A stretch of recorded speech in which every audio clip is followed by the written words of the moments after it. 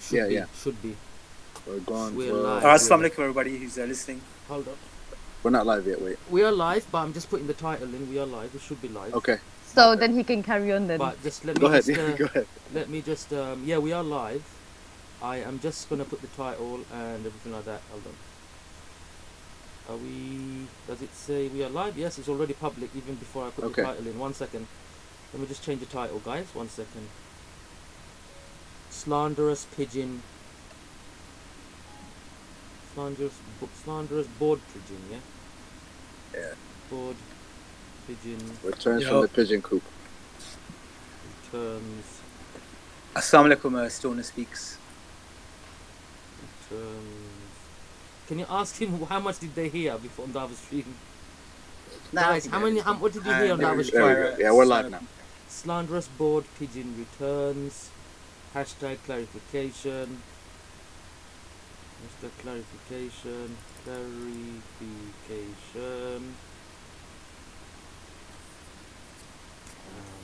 Hashtag live chat.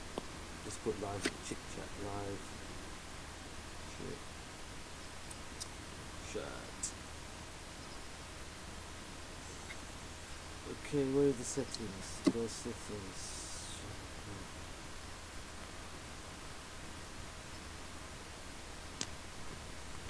What's this thumbnail, man? Let me see what thumbnail I've got on. Is it one of my thingy thumbnails? Come on. Just a second, guys. I'm just sorting something out. Okay, the thumbnail is bloody that screen here. So let me just change it to. Where is it? How many people joined us so far? 11 watching. It's probably including me. I'll change the thumbnail. Oh, yeah. People are getting on. Jordan's on. Assalamu alaikum, Brother Jordan. Yes, assalamu alaikum, but.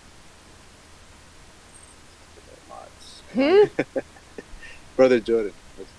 Who is he? Our Reba brother. Is he the white one? Yeah. Yeah. The white one. God. The Gora. I'm gonna say it. He is beautiful. He is beautiful.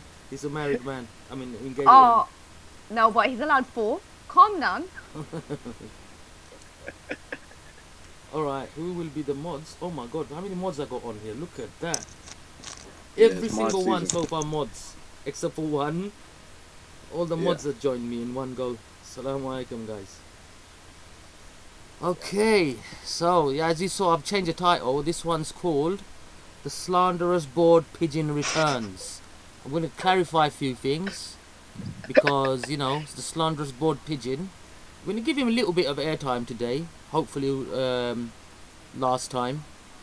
Yeah, hopefully he can make a sentence. Yeah, because I've made the video earlier and I should have made it a bit more clear, you know, like what I meant, because obviously he's trying to go on that, you know, that pigeon picture that I found with the turban on it.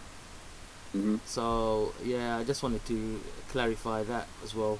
So you know what, Kaz, you might as well hit it off because like you said, you wanted to go in, so you might as well go in, then I'll go in afterwards.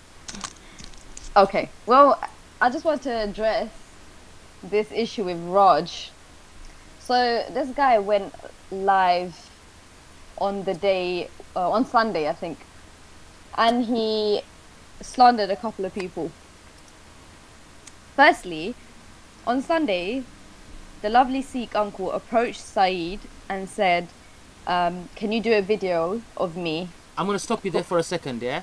As soon as me and you walked into the park, we had about 1, 2, 3, I think 3 or 4 Sikhs, nice people, friendly way, they approached us.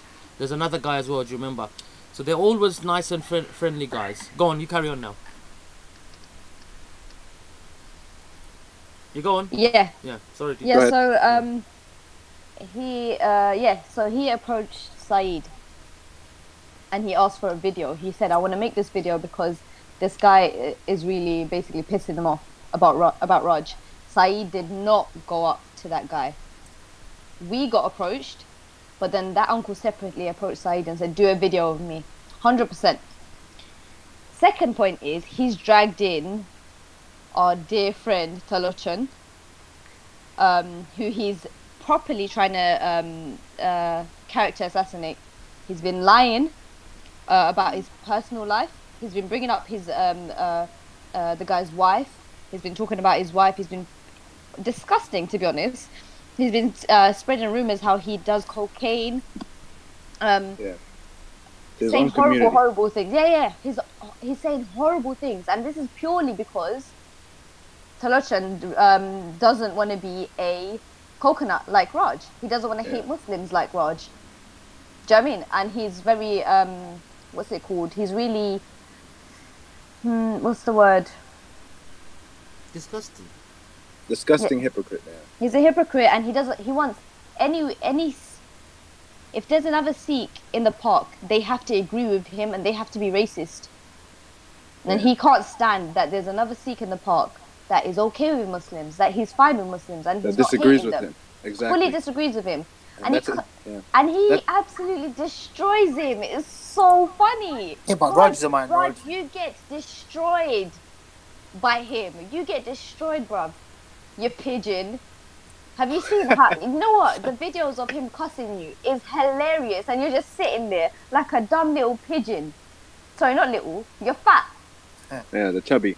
But you know what it is? He's just this person who just decides to curse out different groups of people without any, and he supports people who curse out different groups of people.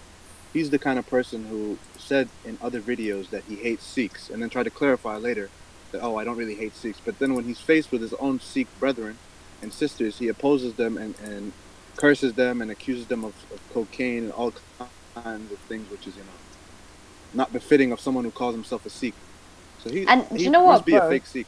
He claims, he says, oh, I don't come here saying I represent Sikhs. It's not that though, because you're here as the only Sikh in the park with your turban on, and he has a nerve to look at Talochan's beard, and he goes, what Sikh? He's honestly going in and zooms in. He goes, what Sikh has a long beard and a short moustache? Bruv, look, what is that on your face? It looks like a little bit of bum fluff, bruv. It looks like some shaped up bum hairline. What are you doing, bruv? How can you cuss anyone else? Yeah. And he likes playing the hypocrite, that's why. He says it himself, I'm a hypocrite, so let him be the hypocrite. But once you're a hypocrite, then you can't say nothing else to anybody, because you are a hypocrite. Anything you say to somebody else is going to be right back on you. So that's just what pigeon talk is, He loves the pigeon talk. He's a chumcha, man. That's what he's a chumcha. He's a tool, useful tool for these guys. That's it. Yeah, a token, man. He's a token Sikh, unfortunately. Yeah. Too many tokens in that park now. Yeah, he's a token. He's a good one, basically. You know what I mean? He's alright. He's a good one. That's basically how he believes himself to be, and because that's racist talk. When they say, oh, if there's this point out that one black guy or that one brown guy, and they say, oh, or one Chinese guy, whatever, they'll be like, oh, he's a good one. That's what basically he sees himself as. How could you claim to stand up for Sikh women when he was, first of all, in another video, he was confronted by a Sikh girl, and he was and whenever he's confronted by any other woman, he curses them out and says disgusting things like he did to Zuleika, Yeah, he's stuck in the late 90s, basically. That's where he's stuck. In the late 90s, 90s baby. Yeah, no. He's like probably a 70s baby, but he's stuck in the 90s. He's a 90s baby because he's still a baby. Yeah, he's still a baby, but he's stuck in the 90s. He hasn't grown up from whatever sort of stuff was going on in the 90s. He hasn't grown up from that, and he's fixated on it or something. He's trying to probably relive his teenage years. I just think they're mad about life. Their whole group, they all seem like the kind of people who just hate life, hate people, and just. He said it himself. He hates people in general. So I think where he's coming from is a off-kilter type of, hey, let's not, the. I don't believe anything he says. Status quo. Yeah, he doesn't like the status quo. That's what he is. He's one of those people. He probably just says whatever he thinks will get him out of trouble at that time. That's it. Yeah. He self-blames himself for things, just to pull the wool over people's eyes. You get it? So when he goes in, because have you seen? He's one of the persons I've seen. At the beginning of a sentence, he will say something, and by the end of it, he will. It's like an oxymoron sentence. Do you understand? Yeah, change his opinion. He will by the say end of something at the beginning. He'll big himself up and say, "Oh, look at these hypocrites! I'm not like this." And at the end, he will do the exact same thing. So yeah, he'll basically try and read whatever the crowd is trying to say or trying to do, and he'll try and follow along with that pathway. Like I'm sure there's a video a long time back where he tried to do that with Jedi, and Jedi called him out on it or something. Yeah. Yeah, well, you can see he changed his tactics. He used to try to debate and have interesting, somewhat interesting conversations, but now what he does is goes on live, and he tries to get donations, and he's sad, and because everybody fired at him. Everybody just has been throwing all this shade at him for his actions. What he's been trying to do, and now he's changing his tactics because he knows now he can't get his message across because people know what he's saying is pure BS basically. So this person is just someone who wants attention. He's just another person, another troll, wants attention. He got attention, and now he's trying to feed off of that. He's gonna make it personal with me. He will, but because he's a troll. Trolls always get personal. But the thing is, right now, it's not what he did. Now he didn't say anything about me, but what pisses me off is he's dragged in another innocent person, and then he's trying to say that Syed has manipulated this Sikh uncle into. Apparently, these two have proper conspired against him and said, "Oh, uncle, you need to do this," or Raj is that. Bruv, you're a piece of shit. No one needs to conspire anything. You're a piece of shit. That's not the first uncle. That's not the first Sikh guy that's come down. A lot of people hate you, bruv. No one needs to go and feel stuff in someone's head. You do that all by yourself because you're a waste man. And change your clothes. Oh man. So, all right. Let me clarify one or two things, and if you remember, you can add in. Yeah. So what I wanted to clarify is where is it? What I wanted to clarify is, let me go to where is it? My video history. So I'm going to clarify two things. Okay, yeah, this is the video. Yeah. Jordan M said he's like that fat kid at school. Hold on. He was making a thing on. He was making a thing of this, bro. Where is it? Hold on, let me just bring that picture up. Yeah. I'm just looking for. Where is it? Here we go. This is the one we'll have to. Oops. This is the one we have to do. Here we go. This one, yeah. This picture here. Now, this one, yeah. Because this guy is constantly like, when he says, when he cusses the jizya, when he the zakum, then he goes, "You Muslim, the whole Muslim community, you guys are lowest of the lowest of everything." Basically we are the lowest of the lowest, we come bottom of the barrel and all that sort of thing. So he cusses the whole community, yeah. So this picture here, yeah, excuse me, this is only for him, solely for him. Now what he's trying to do, the crybaby, is trying to link this and trying to get his community in, so he can has like a fan, more people against it. Do you understand? Towards him. Yeah. So I'm gonna make this. Knows, hold on. About Yeah, let me make this clear. This is only solely for Raj. I love the Sikh community. Those people, 99.9% of the Sikh community are good people. And anything that any beef towards I mention or slip of the tongue or anything is solely for this guy here. This crybaby. Yeah, we're not trying to diss Sikhism. I will not stoop to Raj's level by cussing the Sikh community. It's a caricature of Raj. Yeah. It's a caricature of Raj, basically. That's it. It's a caricature of Raj. Yeah, nothing to do with Oh, also Syed. No, it's not a piss take of Sikhs. It's a piss take of Raj, personally. Absolutely. Like I said, all my best friends are Sikh. We have no problems with Sikhs. Plus, actually, I came on it to defend the Sikh. against that. Yeah, we're waste doing it for the Muslims and for the Sikhs, to be honest, because he's Yeah. a disgrace. Because to I had everyone. to clear, because Basically, he's trying to they drag can't the tell Sikh community difference. in. The white racist guys, they can't tell the difference. There's But a yeah, video- so if you go online, there's a video of this white racist person in Canada attacking Sikh people because they think they're Muslims, whatever. They can't tell the difference. You know, Sikhs are going to get attacked, Muslims are going to get attacked. Yeah. White people aren't going to be able to tell who's Muslim, who's Sikh. So he's putting his Yeah, fellow basically. Sikh brethren in the crossfire. Exactly. If you realize Exactly, that, yeah. and the women basically, you know, the Gurdwaras and Exactly. stuff like that. He knows what he's doing. He's calculated on his part. You know, it's a right wing extremist group that he belongs to. You know, they're the type of Sikh guys who'd go and barricade the Gurdwara and say, no, these people aren't getting married in here. Like, you know, it happened a while back. If you Google it, you can find it. I think it was in Birmingham or something. You know, English guy was going to get married to a Sikh girl, and they barricaded the Gurdwara, took over the Gurdwara. This marriage not going to happen. You know, that right-wing extremism. You know, Sikhs aren't like that. They're not racists, but you know, you have right-wing extremists, and I would say that Raj is part of those type of right-wing extremists, basically.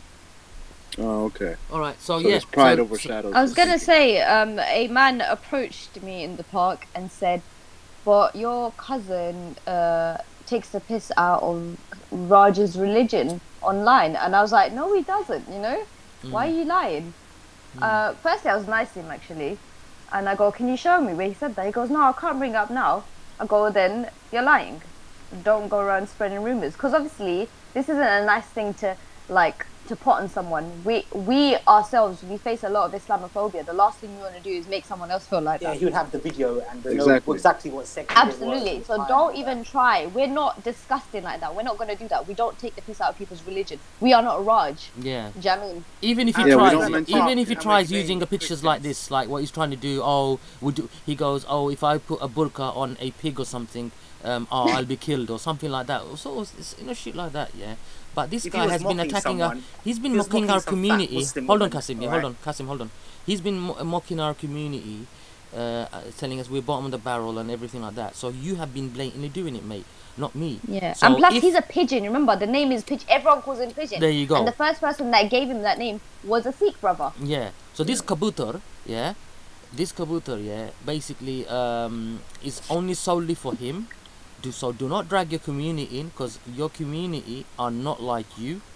You even say, you even claim this yourself. You're not, you know. So don't be like a crybaby bitch that you Yeah, are. you claim you're not. Yeah, he And claims trying he's to not drag like other them people anyway. into it, and this they like women being hit, his cousin likes women being hit, old women, and this and that.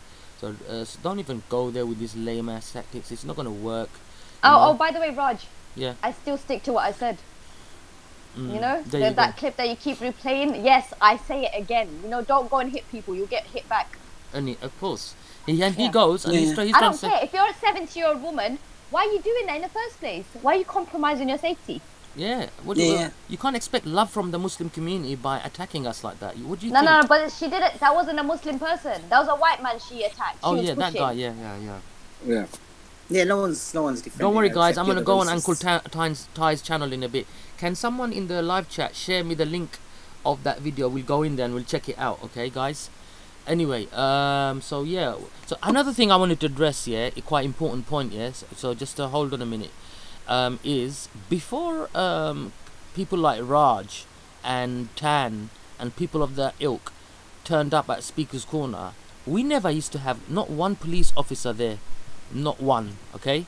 Yeah, All right, I saw it, so we yeah, had no for like police all the last officers. 2 years. Yeah, hold on, Cassia. We had no police officers or anything of a sort like at Speaker's Corner. It was like, you know what, we had our heated discussions, whatever, maybe a little square ups here and there, but no police were called or anything like that. We managed to sort it out ourselves, and even if that. Now, as soon as people like Raj, cancerous pigeon, turned up, he literally, it's like a cancer, like it spread through the park. So I blame people like him, came to the park and spoiled it. Just turned up the other day, this guy, and trying to act like, you know, as part of the furniture, you know what I mean, and trying to like, oh, he even says it himself, oh, I'm partly to blame. And did you see when he was in the police van, when he ended the video, did you hear what he just said? He goes, oh, shut the park down, Like, do you understand? He's saying, and he ended it on a. What over you pigeon? Yeah, Okay, he's a then. muppet. Yeah. You know what it Allow was, him. right? Allow him. I Let's mean, go when to that you- try video. Yeah. Hold Yeah, on. when you have people who have no intellectual comebacks and they Someone get posted a defeated every week, all they can do is act like that. They can only say, "Oh, there's no freedom of speech." Why? Because Why they isn't want the the link freedom to working speak for? their own mind. They want to shut down freedom of speech. That's No, what they're they're- doing. Exactly. They're using the tactic of defending freedom of speech as a way of getting rid of freedom of speech. There's a video by Heiko, and that's where he explains it quite really well in there. But that's the tactic they're using. They're using the tactic of they're trying to cause a big thing to happen at the park, so the park can be shut down, and they can say, "Oh, look, all we were doing was trying to defend freedom of speech. That's what we were doing." You know what I mean? Where in actual fact they were there trying to antagonize people, trying to cause violence, so they can say, "Look, there was violence here," and then they can have a big, massive march with Tommy Robinson, the far right from America, the far right here in the UK, come into the park, claim the park. They're trying to basically antagonize, so they can be like some sort of attack at the park. No, that's what their basically- weapon. Their best weapon now is they try to use is to discredit any speaker. Because before, if you watch the videos, all they would try to do is debate. But when the debates didn't work and their narratives weren't getting through, now they want to go to hate speech. So before it was speech, now it's hate speech. You get me? Yeah, the reason they're doing that hate Yeah. speech is so they can get people to attack them, so they can be To violence attack at the them. park. Exactly. That's what they want to do. They want to And cause conform violence to their at the narrative. park. Yeah. Yeah, so they can say, "Look, we were attacked. All we were doing was trying to defend freedom of Yeah, speech." so we That's must what be they right want to about go.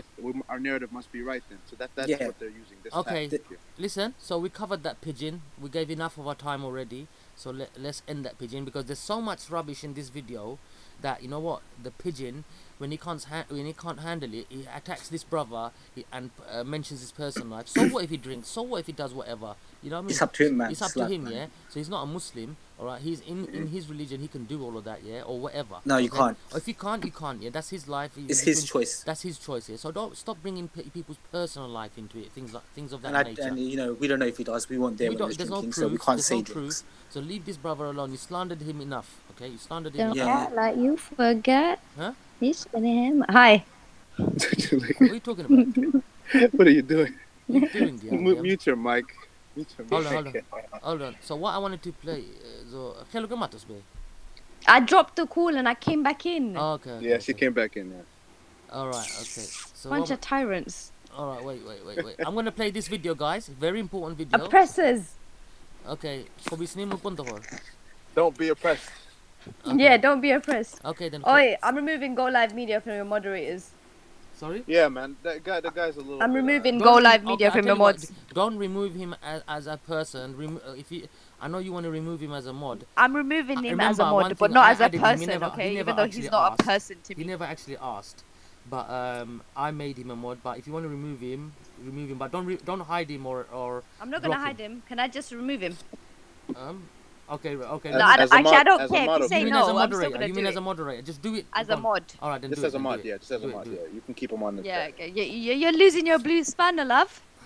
Sorry, bro. I had to. Anyway, listen to this, guys. Listen to this. Listen. Watch this carefully, everyone in the live chat. Okay. Listen to this. Check this out. Not getting into their first choice at Check school. this out. In some areas, many more would have missed out. Our education correspondent Gillian Hargreaves has spent the day in the London borough of Harrow. Harrow in to see London, one of yeah? the biggest rises in the number Primary of school. primary school-aged children in England. I can't hear. Packy. Nah, neither can I. Packy. Yeah, it's a little bit mumbly. A little Can't hear fuzzy. it now. Packy. Hold on. Nah. Packy. Jordan said, "Am I the opposite of a coconut?" Hold on. Is he the opposite? Yes, you are. Yeah, you're the flesh of a coconut. All right. What I'm gonna do. Just kidding, Jordan. Alright, let me see. All right. Okay. I'm gonna play it here, and I'm gonna play the sound through my phone. And I'm gonna put it near the speaker. 1 second, guys. The blue spanner's gone. Let me put. Bro, the, it's Saman and me. I think. I'll put the He's sound mad. down here, and play this from the beginning. All right, guys. Be quiet. Don't interrupt, and just listen to this. Okay. Hold on. Bismillah. Check this out. Not getting into their first choice at school. Check this out. In some areas, many more would have missed out. Our education correspondent Gillian Hargreaves has spent the day in the London borough of Harrow. Harrow to in see London, one of yeah? the biggest rises in the number Primary of school. primary school-aged children in England. Look, Paki. It's a bit like the old woman who lived in a shoe. There are so many children wanting a place at primary school. Some councils are struggling to know what to do. Who is that? The primary school next to this nursery, Newton Farm, has the best results for 11-year-olds in the country, which means it's... Tell us the background of this video. Who is what that? it is, there's a guy filming from his house. He's watching He's saying the news. Paki. Okay, wait, Paki, bro. Paki, Just, guys, just let me Yeah, he's counting the children that are coming out of the school, Alright, just basically. wait. Let me just. Oh my let god. me just say it, guys. Just stop. So don't talk. Yeah. Listen, Go Live Media. If I grow up, I hope I don't look like an old man like you, and I hope I keep my receding hairline. Do you know what I mean? Not now, guys. You're just gonna. Let me just. Calm down. Let me just say Alright, that. So basically, this white guy, racist guy, I personally think he's one of those undercover racists. Okay, you know, like holds it in and stuff. So please don't interrupt. Let me just watch this and just then you can think it. So this guy is counting the kids from the school because the kids in the school got good grades. They're doing well, and basically he saw the kids from the school. Majority of them, like all of them, are Asian or non-white, basically. So he's probably angry. He can't because handle the white it, kids didn't he do can't well. handle it, and because there's a positive. It goes against his narrative, doesn't it? Cussing 1 minute, bro, please. So the guy can't handle it because the guy just too many non-white faces there. He's counting it, and yeah, just listen to it. Let me just finish the video. Very popular with parents. These 3 and 4-year-olds only have a 1 in 9 chance of getting in this September. Don't know what she is. Basically, what a fucking joke. Even the fucking teachers are petty. Unbelievable. London. Okay. So this. Okay, 1 minute, guys. Yeah. So the other thing you just saw on the screen there, the Sikh guy thing. Where is it? Let me see. So this was. Oops. Where's it going? Hold on. So. Yeah, that guy. Yeah, we see him. Yeah, why did it go for? I'm trying to pause it. Pause it, yeah. Okay, here we go. So this, I'll put this up on my community. Just click on. Don't click on the pause. You can just click on the TV screen. Okay, man. Just don't click worry. on the screen. So click on pause and click on the screen. Yeah, there you go. Anyways, pause. This pause. Don't worry. Now click on the screen, bruv. So basically, this guy is. I put this up there because not to attack the Sikh community or anything like that. They just put him out there. Kasim, 1 minute, bro. Let me just get my bit out. Then you can. I know you can't. Just 1 minute, bro. So basically, this the reason I put this on there is because he's always saying that Sikhs integrate, they don't cause any problems, blah blah blah. Muslims are bottom of the barrel. Well, here's an example of a guy, the first Sikh who got into the Queen's, you know, the art guards thing, and he got basically for drugs and you know, cocaine and stuff. Yeah, so, failed his drug you know, test. Raj, you start using silly examples, hate inciting examples. I can do the same. Anyone can do the same. So that's that. I added that to that because I merged these two together. It's just to I'm not gonna upload this just for this video here today. So that's why I uploaded that on my other channel. Nothing to do with the whole Sikh community or anything like that. So yeah, but hold up.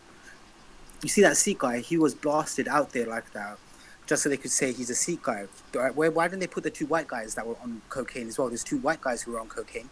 Why aren't their photos everywhere? Why isn't their name being released? This is racist reporting from the Sun, basically, and racist reporting from the media and from the higher ups. You know, why is this guy being fronted out there? The Sikh guy being fronted out there, but you know, the 2 other soldiers who were also on cocaine or also failed the drug test. They weren't. Their faces aren't being blasted out there. This is racism, basically. So you know what? So what? Half the guys in the army are on cocaine, bro. You know what? When I used to do my work before, a long time ago, I used to know a lot of guys who were in the army because in my work, a lot of people were ex-armies for stuff, and half of those guys were on cocaine, bro. Okay, cocaine is like for the army, it's like breakfast. It's like tea. Are you joking? You know, for the tea, you know, like for normal people, it's tea. In the army, it's like cocaine. You know, half of them are on cocaine, and they do cocaine because it's out of the system pretty quickly. Okay, or they think it is, or whatever. And most of the army is on cocaine. Alright, cocaine, ecstasy is like the army's favorite drugs. All the white guys that I knew who used to be in the army, that was always their favorite drugs, cocaine and ecstasy. Alright, guys, so do you want to say anything on that video report I played? Cuz? Yeah, I feel like the media just loves labels, and they use that to their advantage to show it to other people as this is, if they show even a Sikh guy, people will say this is a Paki, or they'll use their stereotype because they don't know. Yeah, exactly. The media plays off of people's ignorance of labels. So they say this is a Sikh guy, but they know people are going to think, okay, Sikh, Indian, Paki. And they're going to, so that's the problem, man. And they don't focus on their own community. They focus on other community, the black community. They focus on other Asian communities. Adam's in. But they'll never focus on, But they'll never ever focus on their own community. That's the problem I hate about the media. If it always has to do with minorities, it never has to do with white people. Yeah. It doesn't say this Christian pedophile did this, or these or it'll say this Hindu guy did this Sikh guy did this Muslim guy did it. It doesn't say add something. Yeah. Go ahead. Before we'll just say it quickly, because what we're gonna do is apparently Jedi and all that tie are going in it. So let's quickly take a sneak peek into their stream as well. So quickly, go on, bro. You add your bit. What you would say. No, I agree with Kasim there, but I think, you know what, there must have been someone sitting there that said, look, you know what, he doesn't look right in a turban, being the Queen's Guard, because most of them, 99% of them are white. Yeah. And I'm sure someone was sitting there and saying, look, I don't like the look of him. Let's investigate this guy and see, if we can get any dirt on him. And they must have listened to his conversations or tracked his phone or, and then done a random test on him.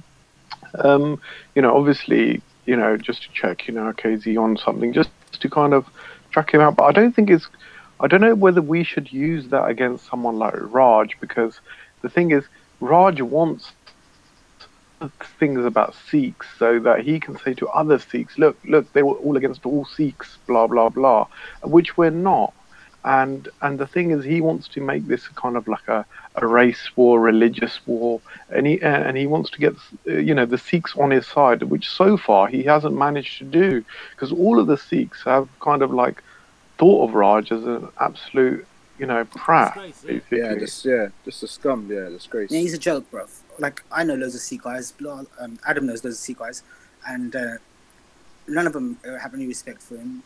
No one thinks anything of him. They're a joke. The only thing that they keep saying to me is, why you guys give him so much time? Why are you guys wasting so much time on him? Why are you guys wasting so much time on him? If you step on poop on your shoe, you clean it off. You don't go telling the whole world, oh, I stepped on poop. And it's the same with Raj. You're just a piece of poop you stepped on. Wipe him off your shoe and forget about him. That's it. Because Raj is a phenomenon. I mean, you don't get tokens that often, but they do come out. Like, we have our own tokens in our community. Guys. Like Majid Nawaz. All right, guys. We gave this guy enough. All right, enough. So I'm going to play this now. I'm not going to talk about this guy anymore on my channel. That's it. Done. So let's watch this Thai thing. Yeah, what's happening here with Thai? I'd rate into systems like Lexi because she loves Uncle Ty. You understand? IYE saying, I told you he punched. Sorry, go. Yeah, she loves Uncle Ty off. You understand? But she can at least be honest. You understand? And say that there is not a haymaker. That's not a punch. And that's all we're asking for. Hold on. So Lexi is asking us, or asking me, to stop this. It's going nowhere. We need to resolve this offline. But my man is putting online lies about me. Yeah, and no one's telling him to stop. No. So I must sit here, but I'm putting online lies about me and just accept it. Let's all just do a line. Basically, she chill out. She want to see it resolved peacefully. I understand the system, but what I'm saying is, she can at least be honest and say it wasn't a punch. As much she's a fan 100% of Uncle, Remember, so she's a supporter of Uncle. And that's not an issue. But what I'm saying is, no matter whether you support Uncle or not, be honest about the situation. That's not a punch. Don't fabricate stuff about the man them unnecessarily, because this is where we're taking issue. If we do something like I put the book on the girl's bum and you condemn man, then I can take it and put my hands up and say, obviously I was wrong in your eyes, Uncle, and rare. But look, respect. I'm sorry, you have whack lyrics. I cannot take you seriously after hearing that fucking video. Yeah, what is that? Now, respect. Listen to what you just said right now.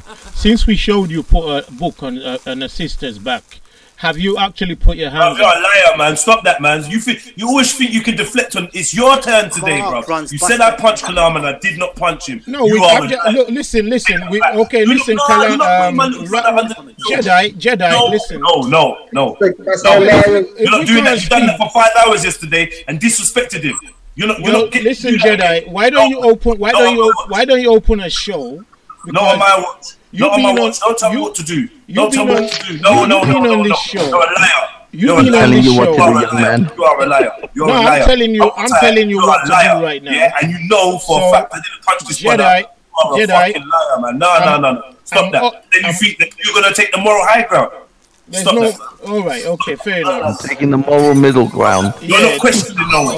You're not questioning no one. Not you. That's where we're at with robbers. You're linking with lawyers and coppers. Oh, not this whack out shit again. I swear to God. Uncle Ty, let's deal with the fact Eminem is rolling in his grave. Let's deal with the fact that you haven't apologized for lying. Forget about it. What are you doing, bro? Let's go back to the fact that you can't show that level of manliness. No one question on you. So much.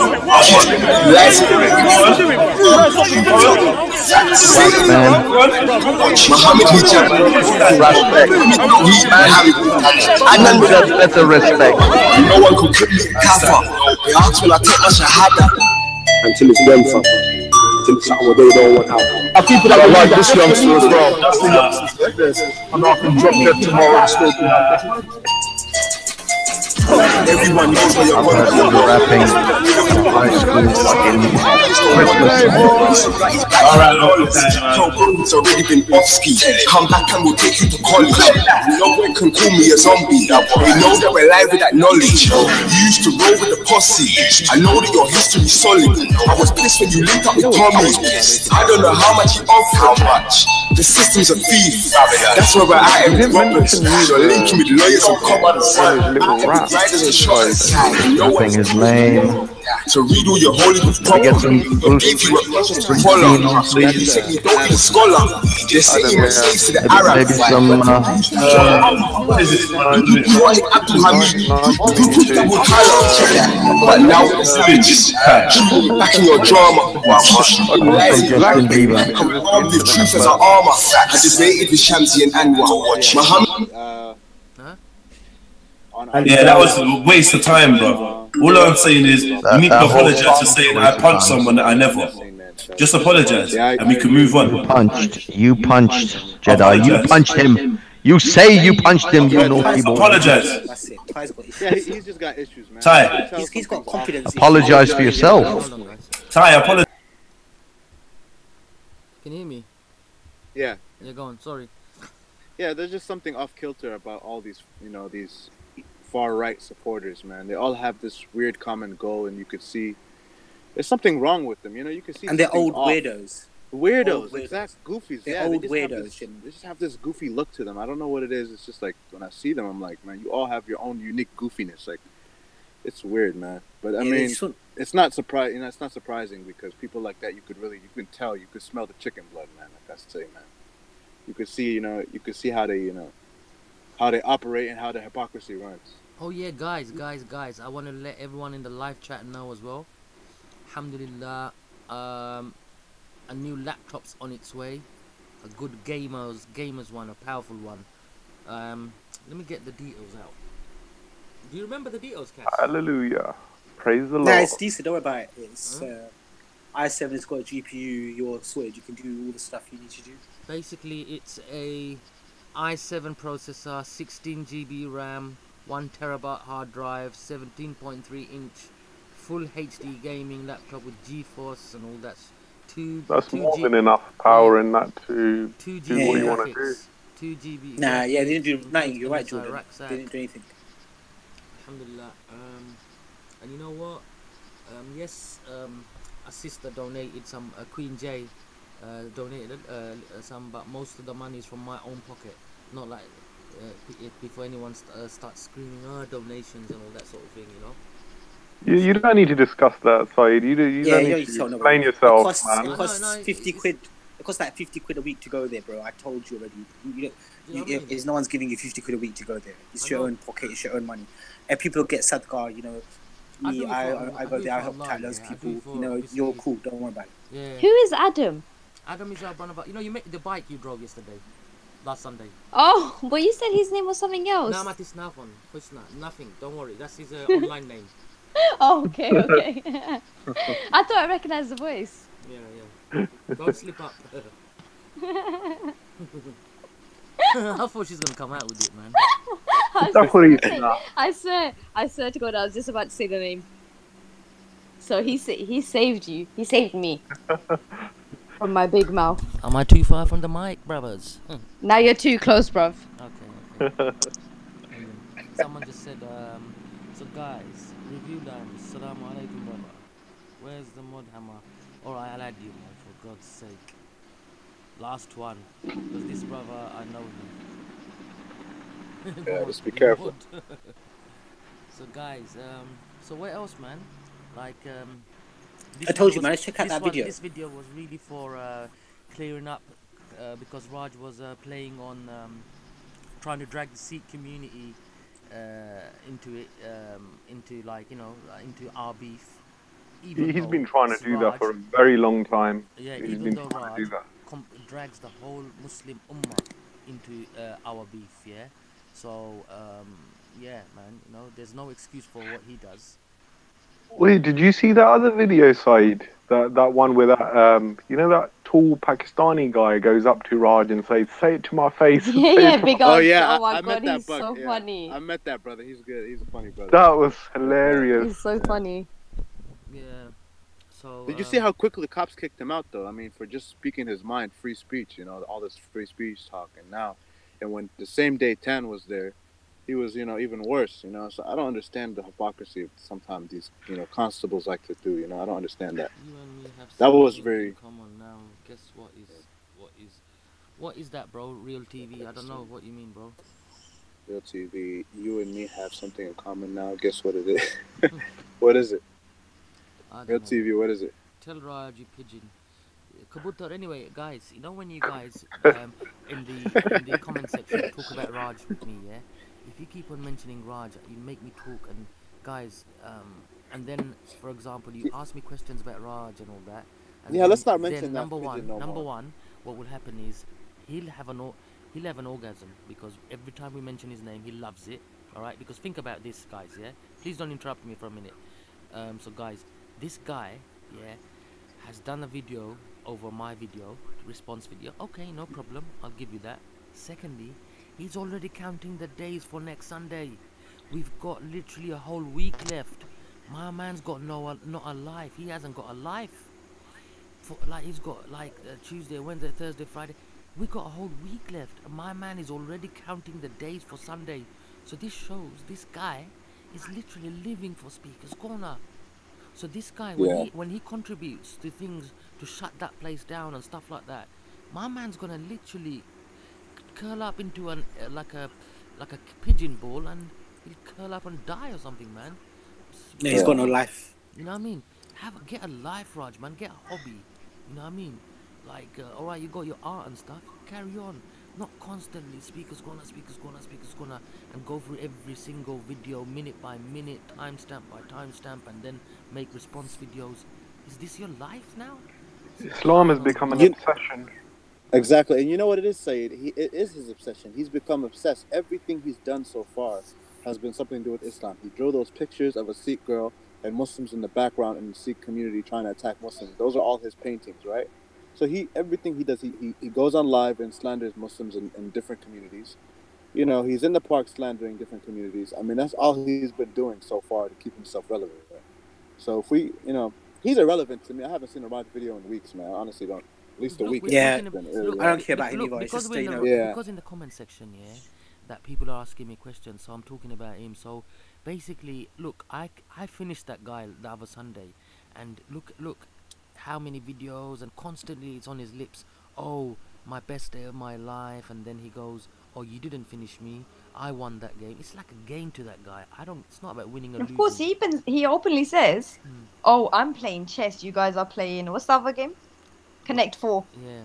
Yeah.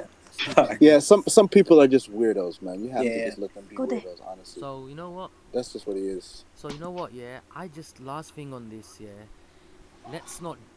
And I just want to give a quick shout out. Yeah, to well, not a shout out. Like a clarification, apology slash. Yeah, clarification slash apology. So to all the pigeon race out there, I am so sorry. Okay, I'm not attacking you, the pigeon race. So dear pigeon race, please don't attack me. Don't start shitting over my car or all over or anything like that. Because I genuinely, humbly apologize to the pigeon race, and I just want to say I'm sorry. My beef is with only one deformed pigeon that was created. You know. Even for the real pigeon, two pigeons to come, you know, the two pigeons. Diseased, a deformed pigeon that carries rabies. Exactly. Hold on. The two pigeons that came together to create him. Yeah. Oh, they actually needed Yeah, I posted 2 links. They needed scientist help. They needed scientist test tube help to create him. Okay, so the two pigeons couldn't finish the job. This deformed creature. He's an abortion gone wrong. So that's it. Yeah. When he was born, the doctor looked at his face. He said, "Apologize," and told his mom he had twins. Because he said, "Apologize to the pigeon who attacked Hatun." You know what? Like I said, that's a good one. Even to that pigeon, the one that attacked Hatun, I apologize to that one. You know, must have been looking for his little brother. One, because that one did us a favor that day. Can you imagine? She was. You think that was Raj? Maybe Raj came in giving it all the large. Let me see if I can bring that video up again. Now, that's a funny video. That's a good one. Yeah. Hold on, let me. I haven't seen that one. Do you remember that title? I wonder if that's Raj's little brother. Do you remember that title? Let me hold on. Don't worry, I'll find it. Yeah. That one was. It was Hatton saying 6 verse. It was 6 Qurans. It was Hatton and that one. Yeah. But I posted a link as well in the. It was a debate with Mansour. If you want me to play anything, Qasim, WhatsApp me the link because I'm pressing it. None of the links are working, like for some reason. So, unfortunately, my brother. I sent it to you. Check you got it, yeah. Okay, yeah, I got it. Unfortunately, the pigeon video that Qasim recorded, brother Qasim recorded. He made it so yellow. It was the sun. The sun was in the wrong place. When I put it through the filter thing, it came out like that, and I couldn't bother to re-upload it. You're gonna have to do it. It takes hours. Keep going, Syed. It's like 2017, mid 2017. Yeah, type in Hatun Mansour Quran. You'll get the. You're gonna have to keep going down. I mean, he'll get there if you keep scrolling. It's a long way. So we've uploaded loads since then. What was it? Hatun Mansour Quran. Yeah. Wash Quran or something. Yeah, but don't put Rush because I don't think we put that in the title. No. 26 Quran or? No, yeah, I think it was Hatun Hatun Mansour. Yeah, Quran. 6 Quran. Final. It was final or something like that.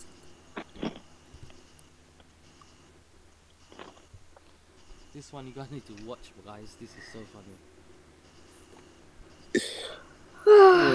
Here it is. But why watch it? Let's watch it on my one, mate. There it is. Yep, the one down there. Part 3. Man, I want to watch my one, man. My yellow one. Where is it? Yeah, yellow one. But you know what? I'm sure you made like a joke video of it. Huh? Yeah, he did. I remember. The joke video should have been separate afterwards. The joke video? Yeah, pigeon visits Hatton or something like that. Hold on. I'll look. Let me Google it. I found it. But, do you want to learn how to make a living as a YouTuber? Yeah. Well, you can, even if you are a complete beginner. Last time. Okay. Is it part 2? Which one was it? Yeah, part 2. See the right? You see you have an emoji on it. Yeah, I have an emoji on it. Yeah, the video on the right shows the pigeon. So it must be the link should be here. Her voice is so annoying, it's unbelievable, man. Yeah, that's why they call her hyena, man. She's even worse in person, trust me. Is this the one? Is this the pigeon one? Bro, I found it. Just type in pigeon Hatton speakers. Send me that. And it's the 3rd one. Yeah, I'm part Turkish, I found it. Yahya Snow. I found it. I found it. He found it. Yeah, it should be this one. Might have to scroll through some of it, say, if you want to get to the part.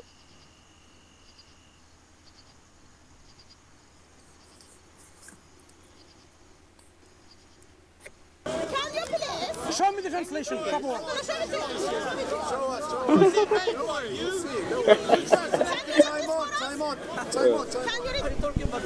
Why are you pausing? I haven't paused. Good. I haven't paused. Sorry. Sir, can you read this for us? No, give me another one. No, I want to read that. No. I will read. I mean, she really embarrassed herself. What I can read properly, I will read properly. So you cannot, okay? A Muslim cannot read this Arabic. That is the Arabic at the time of Muhammad. I said I cannot read it properly. Muslim blind, Muslim born blind. But they know Quran. Since when it is my turn. Can you translate, please? Since when it is my turn, and Mansur steps into my turn, that directly gives me right to step and talk over when it is his turn. No. So, that's not acceptable. That's what you Yeah, these Christians just have slippery stuff on you. Okay. Douglas, as a timekeeper, it's important to fix this right. I did not want to intervene anything in your time. You invited me to read. You invited me to translate. This is exactly what I was doing. Hang on. You cannot demand the right on my time. So now Qasim. you made a claim that what was that other video? The really funny one that it's absolutely hilarious. You know, the one where that preacher goes nuts. I don't know who recorded it out of YouTube, but that's probably my favorite video on his channel. Which one? You know that short fat guy, that preacher. Dancing. Yeah, and he's going nuts. Yeah, he goes absolutely nuts on that one. That was hilarious. The Arabic speaker immediately recognized that is the actual translation. You said it's not. It's upon you to establish where my translation is faulty. Now, what I want to now ask Hatun is this. We want to move forward this debate. I want 3 examples of differences between Hafs reading within them, 3 examples of difference between the Warsh readings, and I would like you to tell me that they are different. Instead of showing me orthographical differences, show me the differences between them. Unless you show me there's a different verse, 1 verse more, 1 verse less, 1 chapter more, 1 chapter less, or difference of surah order, then you will be said to be miserably failing to provide more than 1 Quran.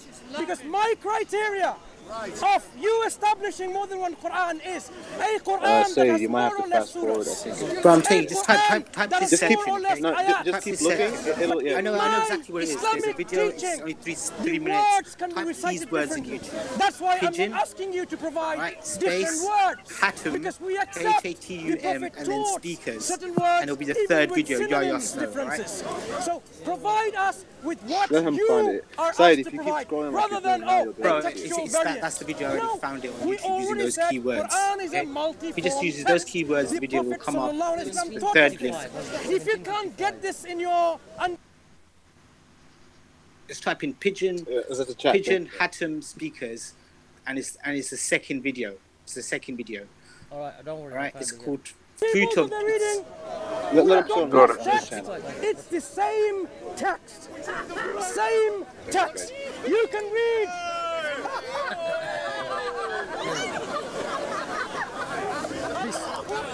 Here it comes. First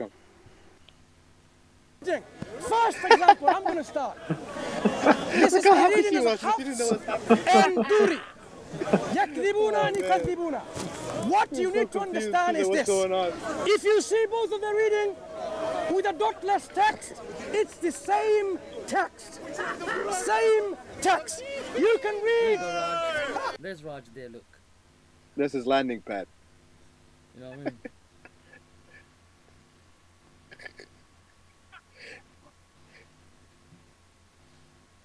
It's like that person who makes a joke and thinks it's funny, and all of a sudden everybody's like, "Nah, bruh."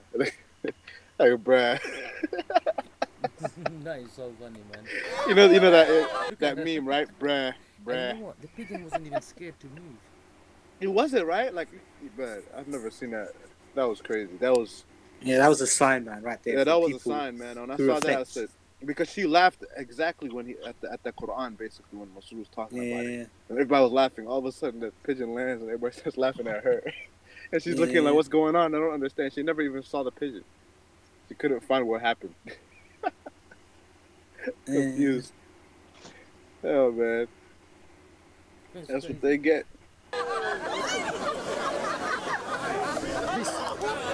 You can read both of the reading here.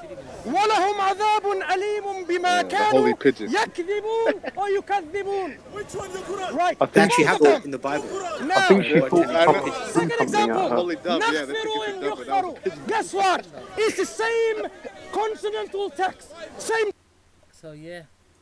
So what was it? Look where it comes out of. It just comes out of nowhere and like lands on her head. That's the craziest part. Because look, yeah, she was mocking, Brother Mansour. And is it just me, guys, or do they have like this weird, crazy face when they're trying to make a point? Do you look at her face when it's paused? She looks manic. Manic, right? Exactly. That's what I'm trying to get. Manic, like this, like psychosis. I don't know, man. Crazy. Yeah, just brainwash people, man. So, Hassim, you said you wanted to watch another video or something. What was it? I sent you the link. Yeah. Okay, one sec. Oh, the thingy, content over everything one, yeah. Yeah.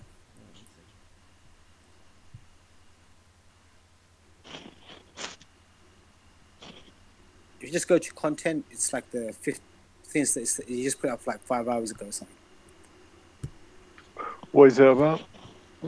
It's Heiko. You know, he's like been going to the speaker's corner for a long time, and he's just giving like his opinion, like from last Sunday, I think it was. Yeah, he was giving his opinion on the far right. It's a good video. Yeah, it's a good video. I haven't seen it, but it seems like there it is. Far right. There is that first video there. Yeah.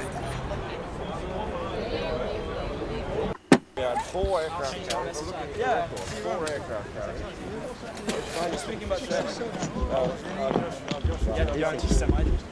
Compared with today, we've got nothing today. I do think we need to deal with some of these. I'm actually getting a bit bored of that. I mean, I'd be bored of it. I'm not going to go on about that to the degree I can avoid it. Content over everything!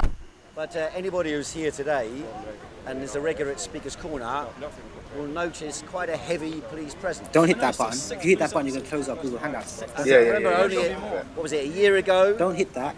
You wouldn't see a polilisman here. Why are you holding your mouse over there? You can hold it anywhere. Suddenly, you don't have to hold it on that X. We have large numbers of police. Hold it anywhere on that. Press it. Press it. There's a reason behind it. The reason's quite simple. Do it.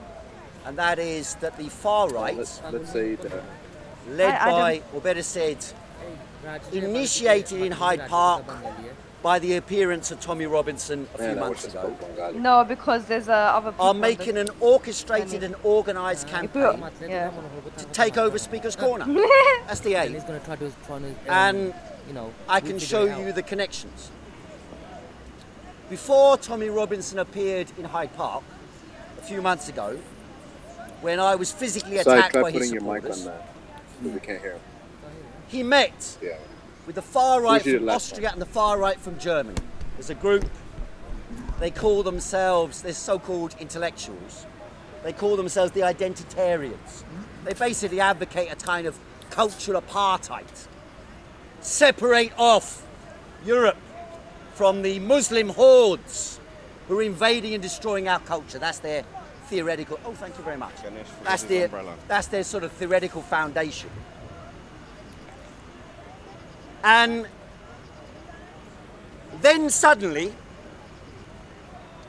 Martin Sellner, the intellectual guru of the far right in Europe, arrived in England to come and speak at Speaker's Corner. You can't speak in Austria, you can't speak in Vienna, or in Berlin, or anywhere else. No, you come to England to speak.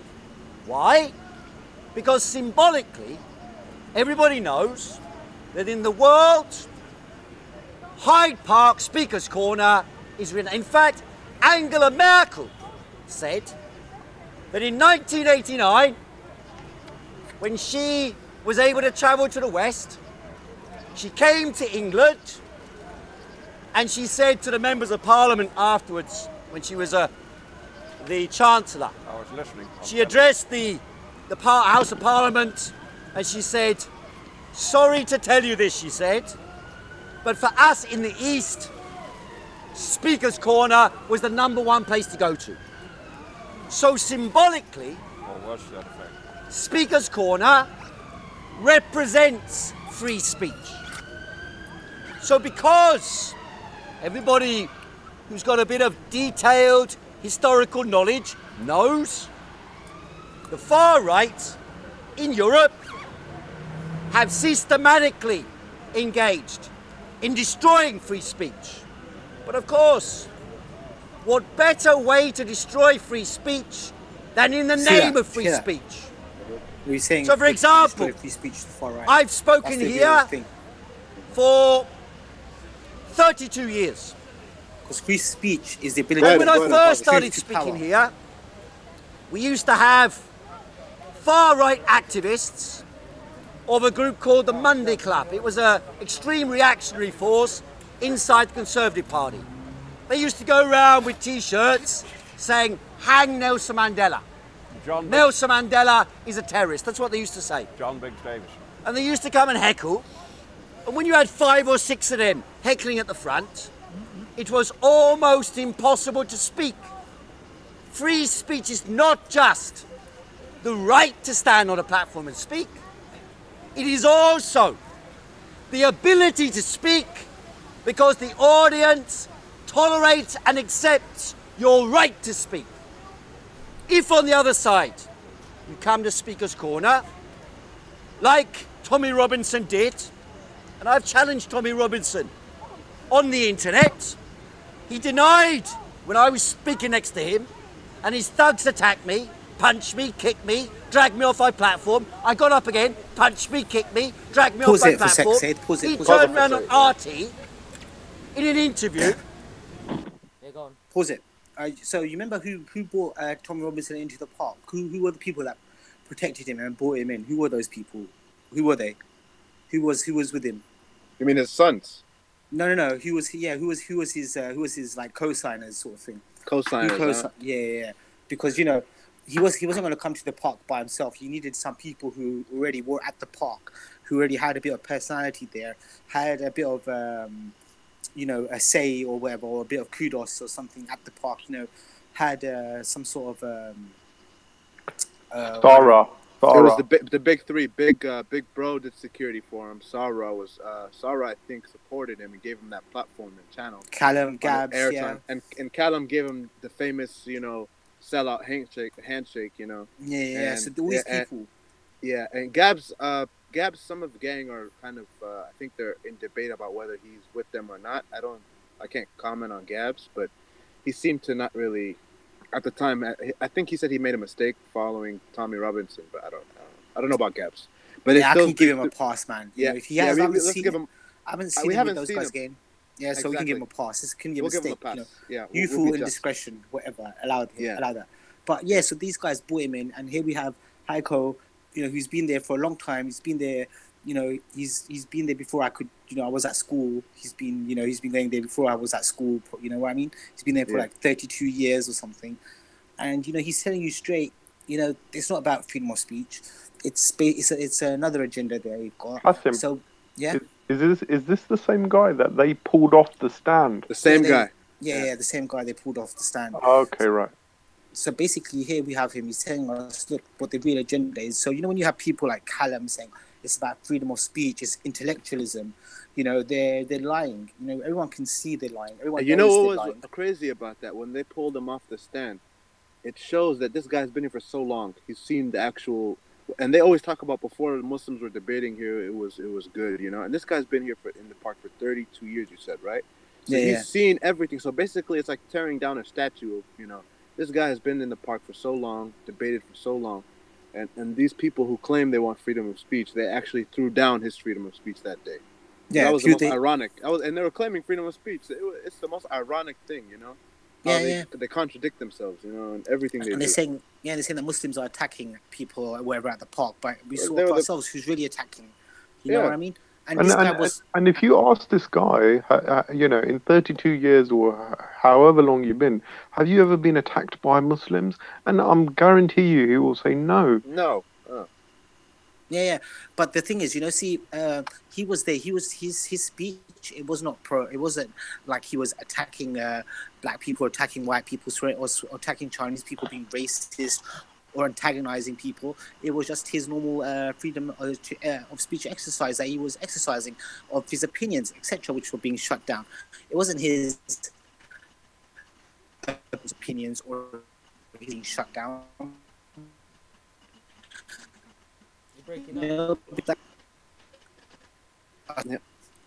Kasim, you're breaking up. Yeah, basically, yeah, sorry. Can you hear me now? How's that? Yeah. Better? Yeah, I was saying basically, his freedom of speech, he wasn't there being abusive like Tan, swearing at people. You know, that is not, what Tan does is not freedom. What Tan is doing is trying to get rid of freedom of speech. Do you know, he's basically wants to be racist and hide behind the term freedom of speech, and Callum knows this, you know. That's why Callum, the only argument people like Callum have is you're not intellectual enough to understand it. It's like, you know how Christians, they have the argument, you haven't got the Holy Spirit, so you can't understand the Trinity. This is basically the racist people's argument of intellectualism that Callum uses. Oh, you're not intellectual enough, so you can't bypass. You know, you can't let. It's not. You will not allow it to be duck off the water's back, sort of thing. That's how they pick up their narrative. Yeah. Yeah, basically. And when you actually look at the intellectualism, you're like, if you're so intellectual, then you should be intellectual enough to know what to not to say, so you don't get smacked in the mouth. Basically, you know what I mean? I think it's a lack of intellectualism. Honestly, I think they're so stuck in their ways that they think that somebody has to think intellectual like me in order to be intellectual. Otherwise, they think, you know, they're just stuck. They're just so stuck in their ways they can't see outside the box. Or it's a lack of empathy. Lack of empathy. They're more rigid. Yeah, they're more rigid in their beliefs. So what they claim, you're rigid, but honestly, it's them who's rigid because they can't open their mind to see other people's standards. That's their problem. And that's why they'll never accept our opinion of them when we tell them, hey, you're actually not supporting freedom of speech. What you're supporting is a new thing, which is the freedom to hate. And it's a new phenomenon. It's not something we used to do in the past. But in the past, there was always decorum in every society. American, British, there was always decorum. Now what's happening is we're devolving into more of a freedom of hate speech, or freedom to hate, or, you know, it's not even criticize, it's just to hate and bash and insult and prod people. That's what they want. That's what they want. And they're using like a Orwellian language to trick fools, people. Yeah, and the fools don't realize when it's used against them, they go crazy. Yeah. You know? Yeah. Exactly. They're just hypocrites, basically. Yeah, and the perfect example, it's just that video I was telling Syed about when, you know, they expected this Tan figure to be their hero now when he's attacking them, calling them out, calling them out and calling them out for the Lucy Brown thing. Now they're like, oh, you're an agent, we don't like your free speech, we can't stand by you anymore. So I mean, then it shows you never stood by him for his freedom of speech like you claim. Yeah, he's a tool. You just stood by him for his views. That's it, because you like what he said. It made you feel good, you know. Yeah, further their agenda, basically. Yeah, they suffer from what they claim, man. You know. Yeah. You know what? You know. I just want to quickly hold on. I want to show you something, guys. Hold on. Go ahead. I want to address this as well. Yes, a good thing that I remembered. Yeah. Hold on. I'm just going to his channel. I'm not going in this video. Go to videos. Just want to address this video here. Here we go. Now let me play a bit of it. Then I'm going to carry on. All right. But guys, what's that other video? Sorry, that whole video is really, really good. I've been my whole life. Right, actually, you don't speak Arabic. Are you talking to Muslims who can't speak Arabic? Well, you know what? The Muslims in Indonesia don't speak Arabic. If they study it, they learn it. If they study the Quran, they learn Arabic. Are you taught to respect Christians, respect Jews, respect Hindus? So respecting communities. The language of the communities that I'm looking at. We can't hear on our end. Hold on. Yeah, what it is, I haven't got no headphones or anything on in it, and everyone's sleeping. This is the same guy that was actually laughing and sniggering in the background when Tan was saying all them racist things against black people, you know, calling them monkeys and all these obscene things. This was the same that guy there was the same guy that was laughing his head off and sniggering. I mean, you just can't take him seriously, you know? No, these guys. That's their aim is just to feed off their own ego. They're not there. They might seem like they want to compromise, but I think because Ali Dawa already spoke with his mate Jamie or whatever, or James. But I mean, you could see clearly all they want is to promote their own beliefs. That's it. They don't want to compromise. They don't want to talk. They'll talk with you on a calm level, but all they're gonna do is try to throw their shubahat. They don't want anything. They don't want any compromise. They're gonna do this compromise with you. Then the next week is gonna be the next thing. They're gonna march as a crowd through your debates and blah blah blah. And it's a repeat cycle. There's no point in talking to these people. And I was in one of the videos telling both of them there's no point in talking to each other because you're gonna say something against him. He's gonna say something against you, and you're gonna come back next week and do it again. So anyway, these people have a narrative, man. You know what? Yeah. Hold on. One it's written in Hebrew, it's not written in Yiddish. They're telling people hit from Hindus, from Sikhs. Hebrew is the language that the Quran is written. Not Yiddish. Actually, I can speak a little Yiddish. If it's like a kind of Yiddish. Now you can speak Yiddish. That was quick. I watched it. But Hebrew is the language. Hebrew is the language the Quran is written. Anyway, listen. Basically, the point I wanted to make was this guy here. Hold on. Listen, this guy here, when you go around and ask people that, condemn ISIS and whatnot, yeah, my question is to them that, first of all, you can't see in man's heart, yeah? You guys there, yeah?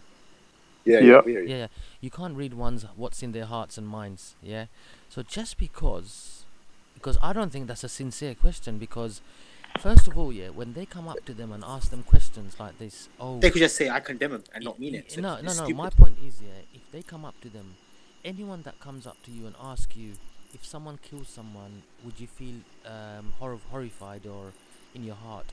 A normal human being would automatically be horrified of death and killing and pain and misery, okay? Yeah, they're trying to say Muslims aren't, isn't it? Yeah, obviously, I know that. But what my point is, my point is to this. I want to shut this down now once and for all, because these people, yeah, when they come up to you and ask you, condemn this, condemn that, they're not sincere, because the moment you say, I condemn it, number one, you can't read them hearts and minds. Number two, they're just going to move on to the next one on the list, because they're not going to believe you. They're not going to believe you. So what is the point? Now, I can understand that brother Bilal not responding to them, okay, because it's fake. It's just fake.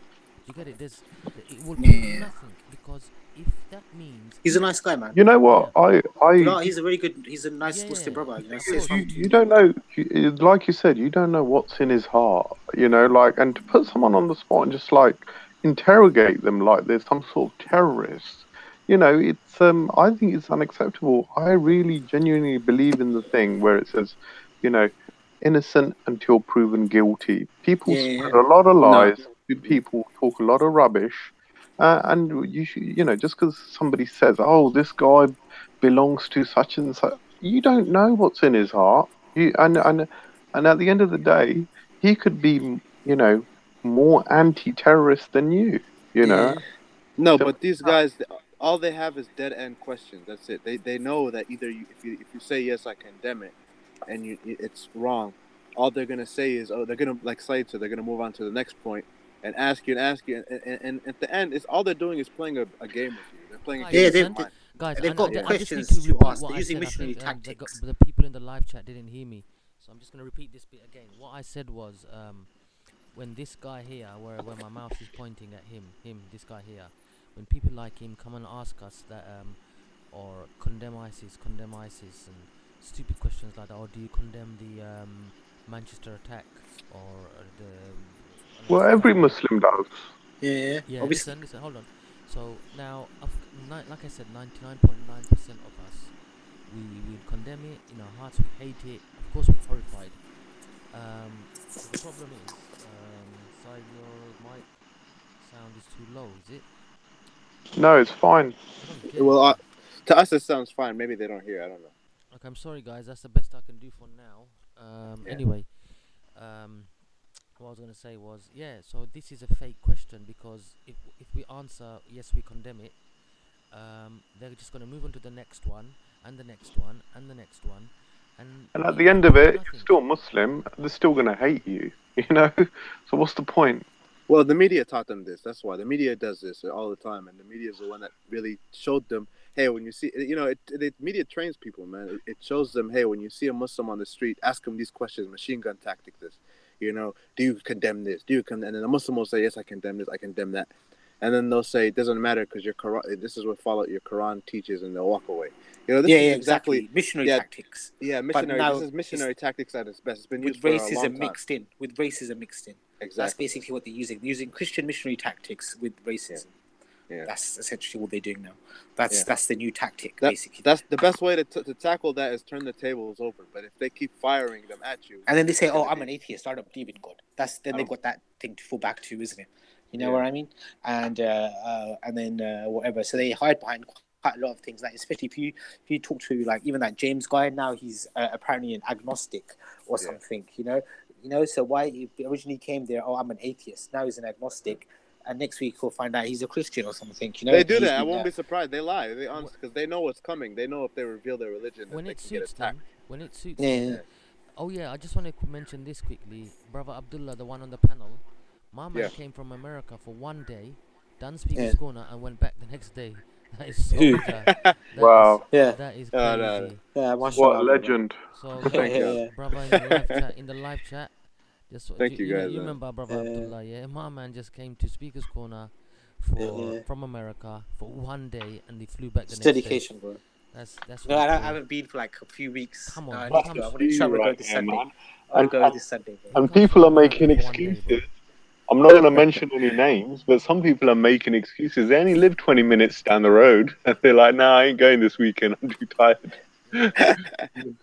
Who's that? Man. Support my brother in, man. Support my brothers. I'll fly 7 hours. I'll take that. Yeah, don't expect me to come every week now. So yeah, guys, in the live chat, show some love to Brother Abdullah, man. My man came from America all the way for one day, Speaker's Corner. So thank you. Puts us to shame, some of the brothers who live like 20, 30 minutes away who can't make it, you know what I mean? You know, so it's embarrassing. So yeah, man, going back to the subject, man. This condemning thing is nonsense.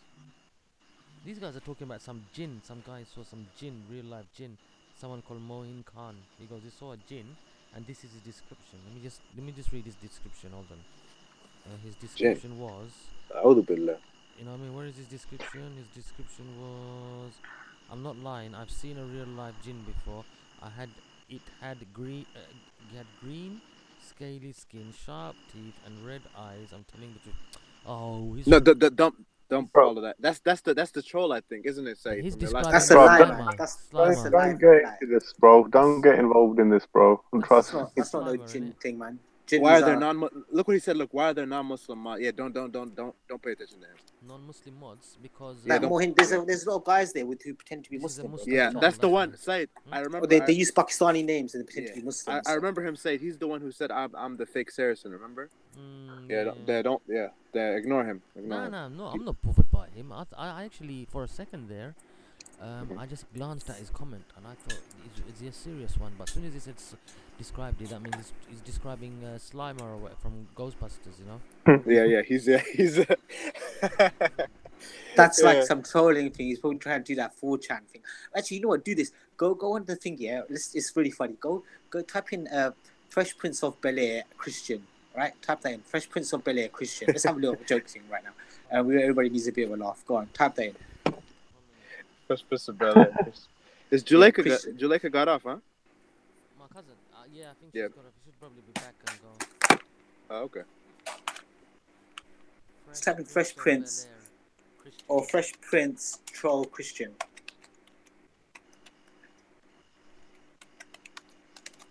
What's the video called? Is it Nigerian? Yeah, Nigerian Christian TVs. Oh, any of them. We watched the first one. The first one's good.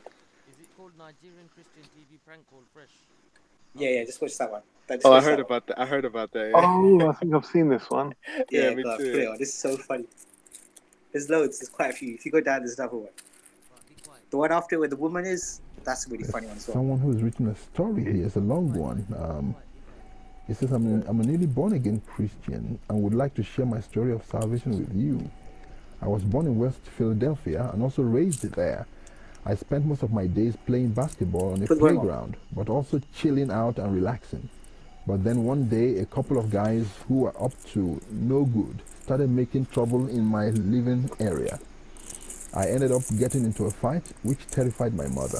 As a result, she sent me away from West Philadelphia to the most peaceful area of Bel Air.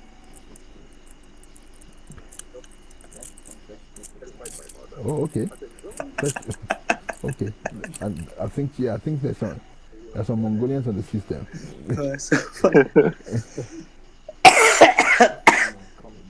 Okay. You know what? Let me take this caller. Joyce.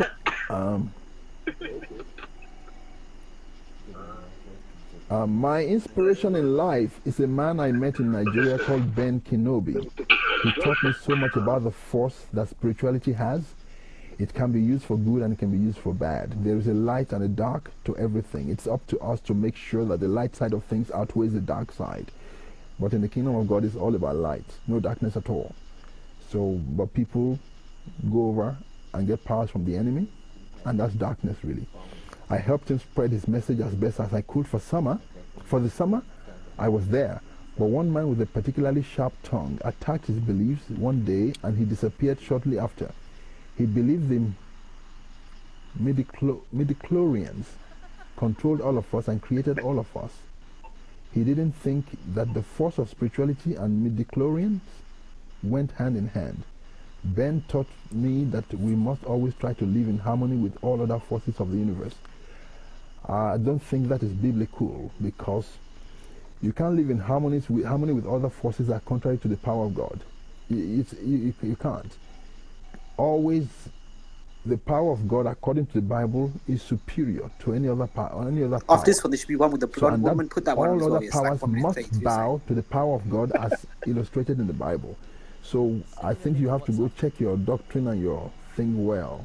You know, it doesn't look sound to me. I have to tell you that, sincerely from the bottom of my heart, it doesn't sound right. You can't live in harmony with other forces. It's only one force that's supreme, and it's the power of God according to the Bible. Then, with the power of God, you take charge of the whole thing, really. In response to the previous emailer, there's a strong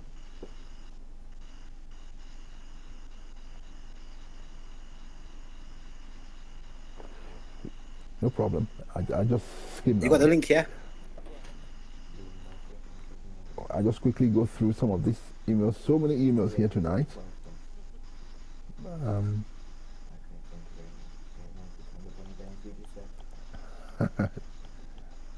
The devil is a bad devil. Obi-Wan Kenobi.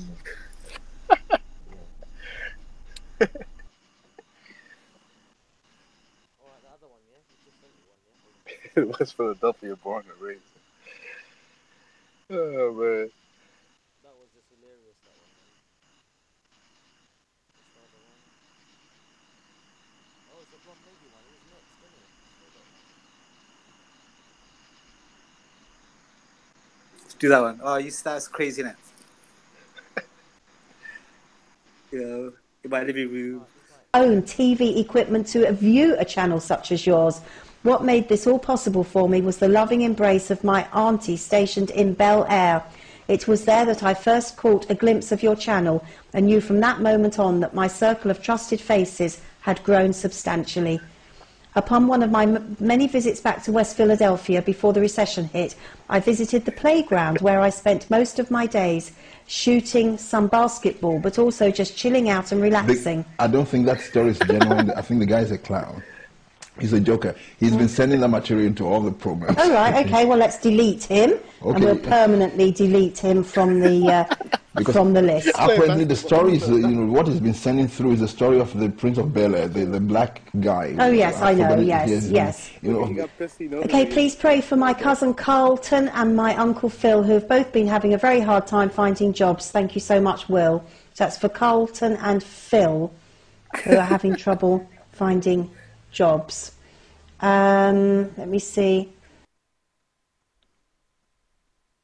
Hold on, I found another one, guys. Hold on, this is the hilarious, I think. Hold on.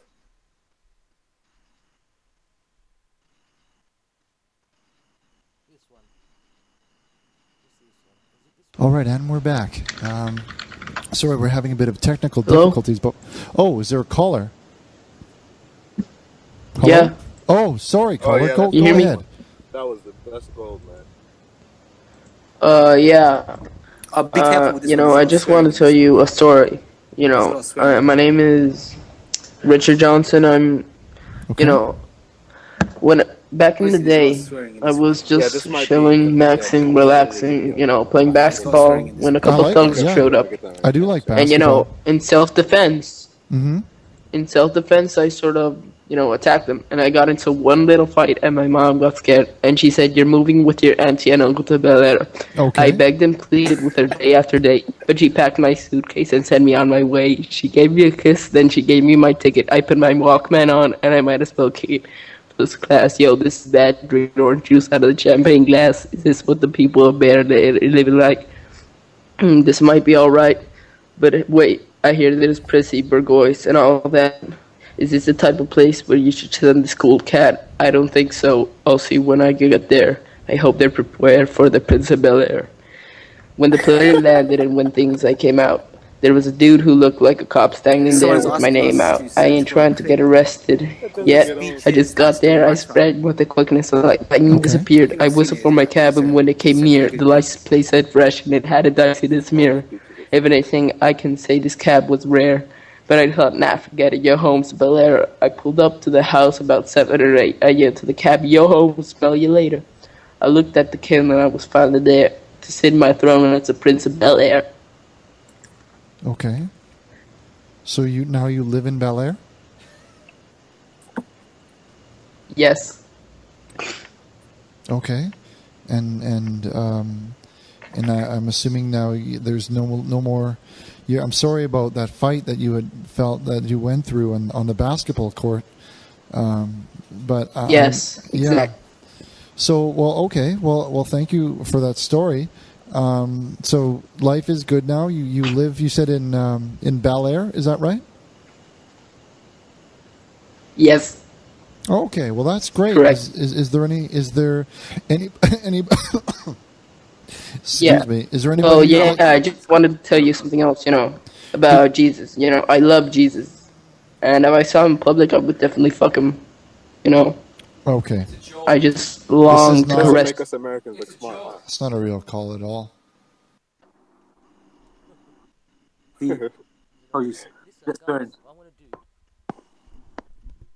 Is from now on, once a week or twice a week, I'm gonna get requests in from the guys from the live chat, comment section.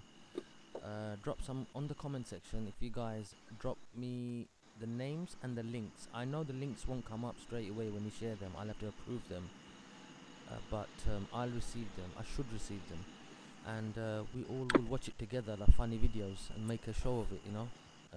Be a good idea, innit? Yeah, we'll do that. Watch funny videos with everyone, and just troll the trollers, like and do like which one was the best one and all that sort of thing. Jesus chat line. There's one. Someone gave me a name here. Let me just watch this one. Yeah, Cabone. While I find that one. Hold on. Hello, caller. You're live on the Jesus chat line. Hello?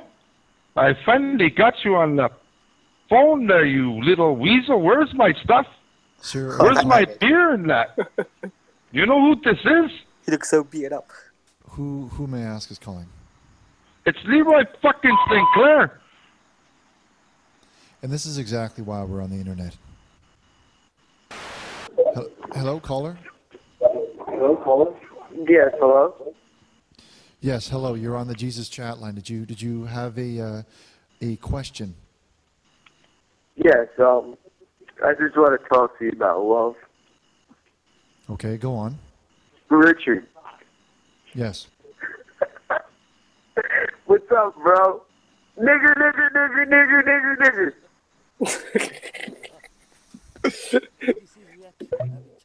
nigger. Hello, you're live on the air with Richard Burnish.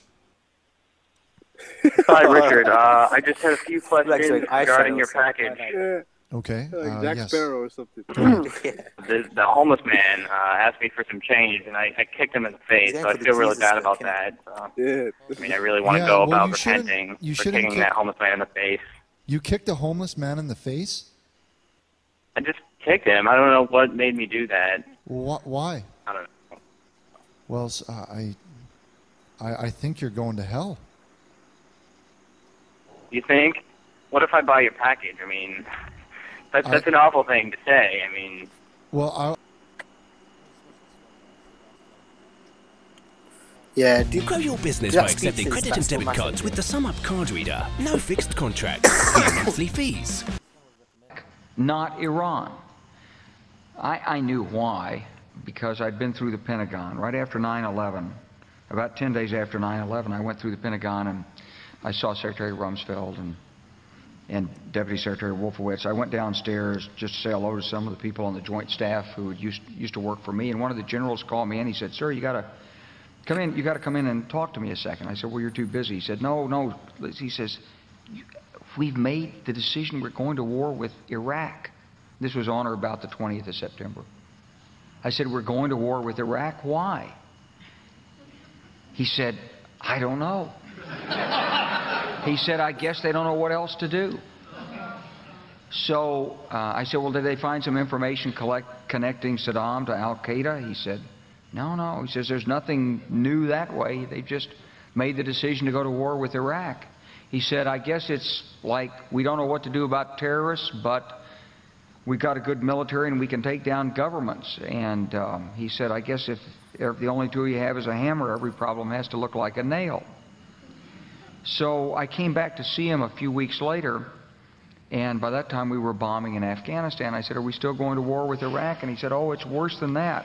He said, he reached over on his desk, he picked up a piece of paper, and he said, I just got this down from upstairs," meaning the Secretary of Defense's office today, and he said, "This is a memo that describes how we're going to take out 7 countries in 5 years, starting with Iraq and then Syria, Lebanon, Libya, Somalia, Sudan, and finishing off Iran." Yeah, my country.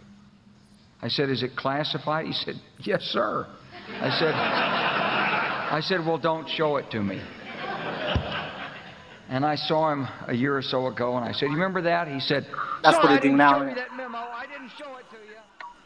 Well, they're going on a wild goose chase. They wanted to make a narrative. There's nuclear weapons here and there, and just going on a goose chase. Yeah, they want to go after Iran. Yeah, they just want to destabilize the regions, to be honest with you, because we were actually doing good at the time. We were rising. We had some stability. Yeah, in Iraq, in Sudan, even. Sorry to disturb you guys. What we should do, is do like a couple of reaction videos.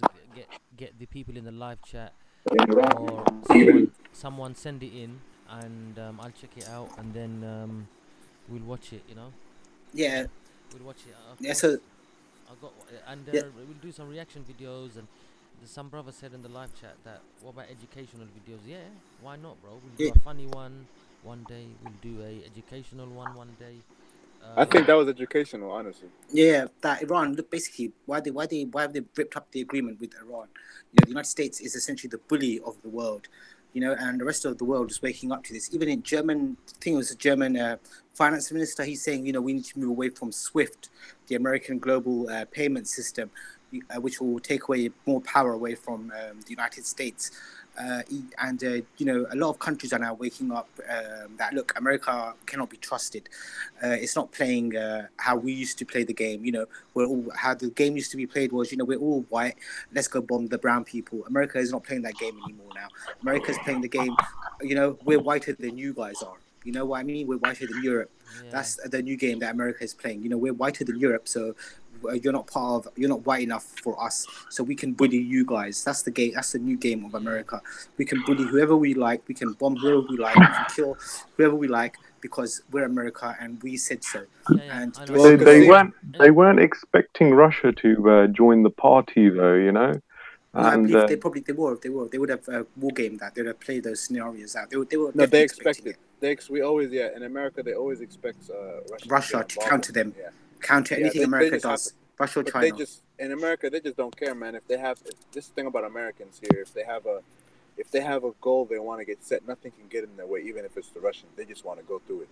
It's a very egotistical, kind of method they go through. But I mean, they always have been doing this to countries. They did this to the Colombians and I've been to Panama. Yes. South America. America destroyed South. Let's quickly watch this one. What's this? When enemy applauds your argument. I'm going to watch this one as well quickly. There's one where Ahmadiyya gets a guy to throw his Bible in the bin. Go explain. Tell me. Salvation in Islam, as the Prophet Muhammad said, is in you, the human being, worshipping the Creator without associating partners unto him. So salvation in Islam is monotheism.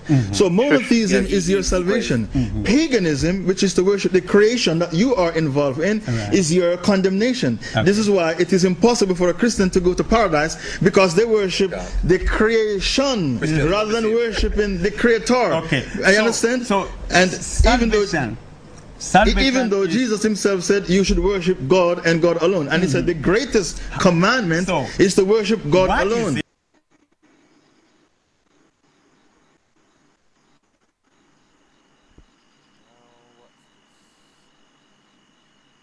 Jesus said, bring my enemies here and kill them in front of me. Where? Luke 19 verse 27. Luke 19 verse 27. Find it. Bring my enemies here. He said, all the people who refuse to accept me as their king, bring my enemies all in front of me. You understand? Luke 19 verse 27. And kill them. The problem with the Christians is that we, the Muslims, know the Bible more than you. Read that out of your Bible here, Bishop. Luke 19 verse 27. Find that. So when you criticize us about jihad, you trap yourself, because Jesus, he preached jihad. Read it. Enemies which will not accept that I should reign over them, bring hither and slay them before me. That's right. You did not know that was in the Bible. You don't know the Bible. You don't know the Bible. Oh man, that's a classic one. Hey, look at it, he's just like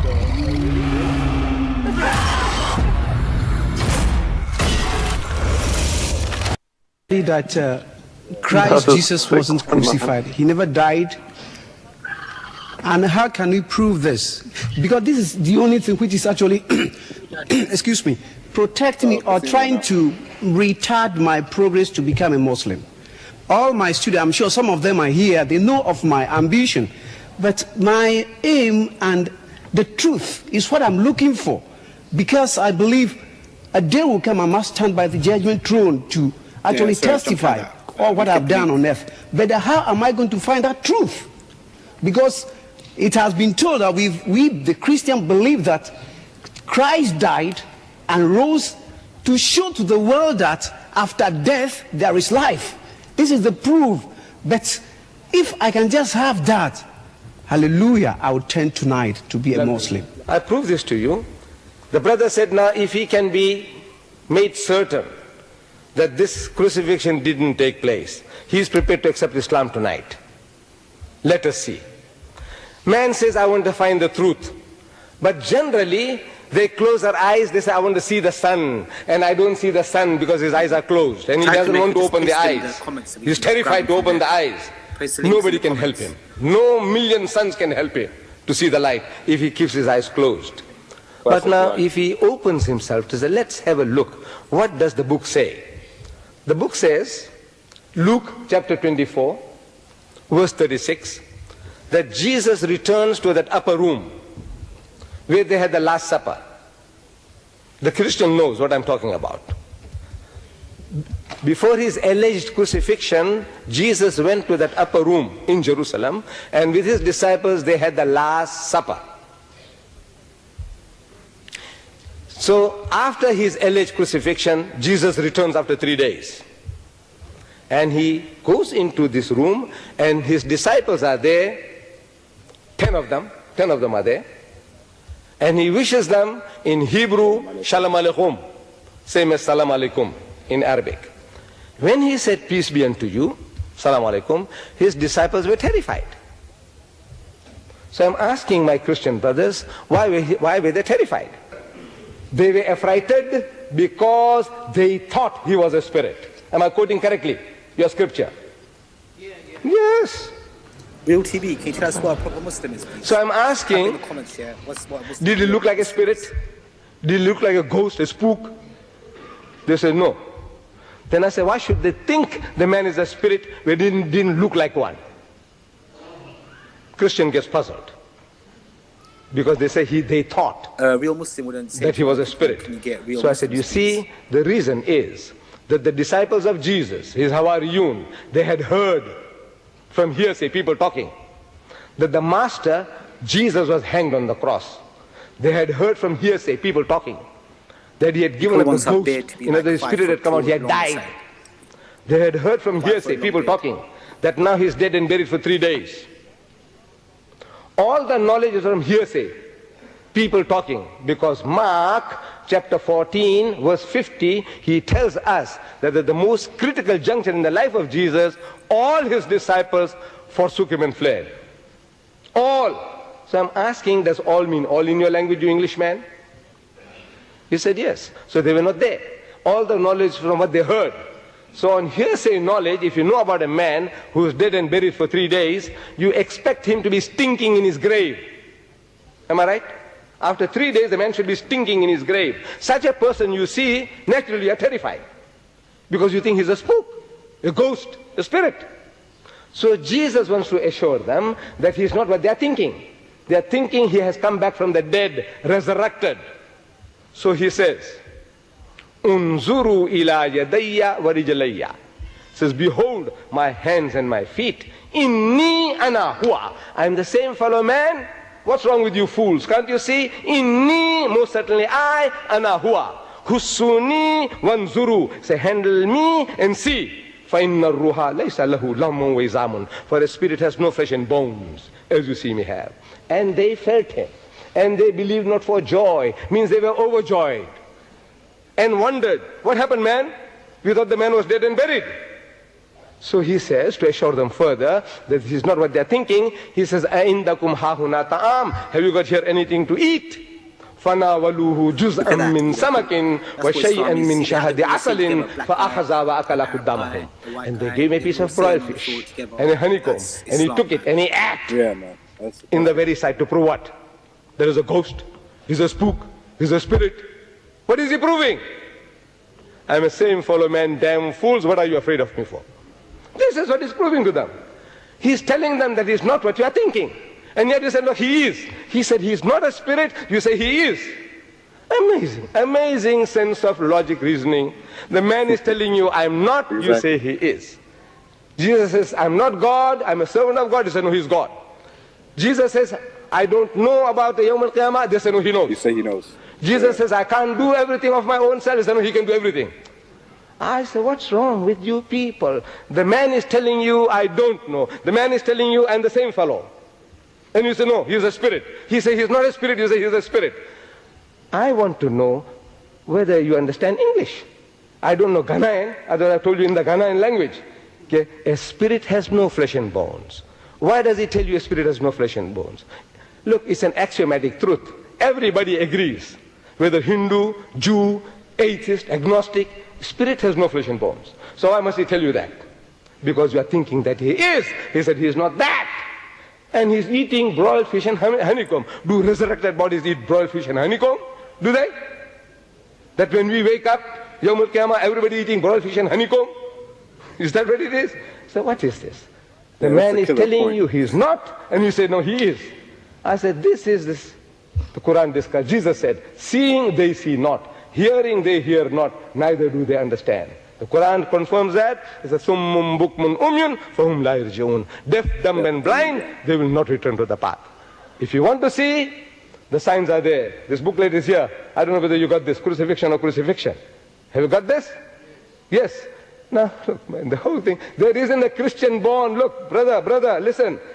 I'm offering your mighty Christian giants in America meeting in the Madison Square Garden at my expense. You get me Jerry Falwell or Pat Robertson or Billy Graham, and I will give you $10,000 present. If you can make any one of those to agree to discuss this with me in America in Madison Square Garden, I will give you as a present $10,000.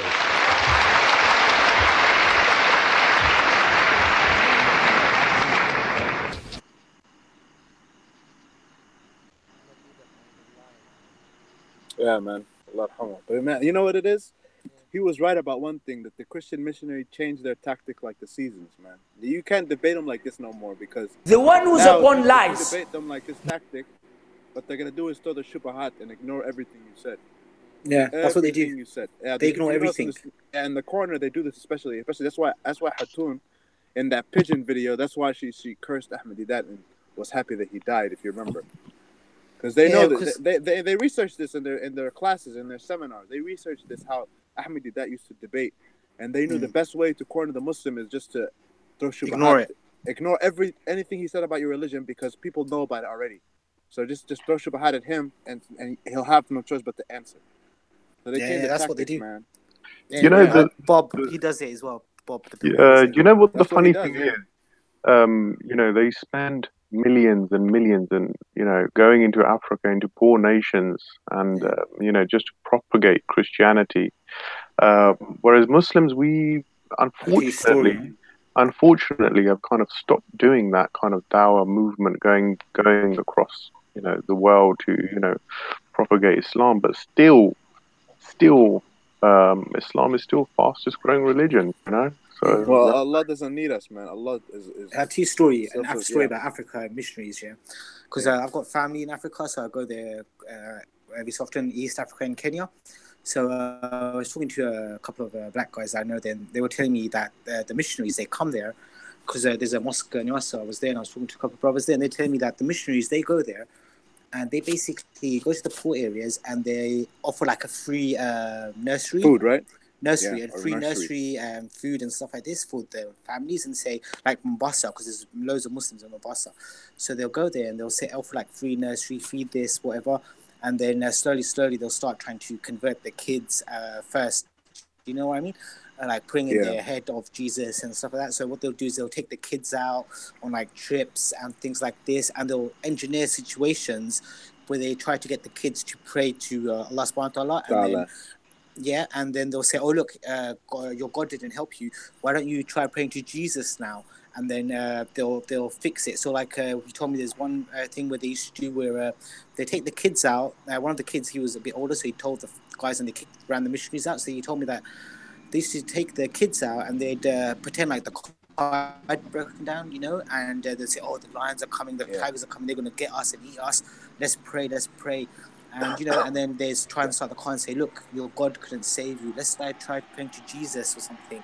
And then they start the fisherman's trick. This is what they've been doing for hundreds of years now. Yeah, and then they start up the car and then say, look, Jesus saved you, you know, but, you know, see, look how good Jesus is and stuff like this. And, you know, then they come back, take them back, drop them off to the parents, whatever. The parents don't know any better.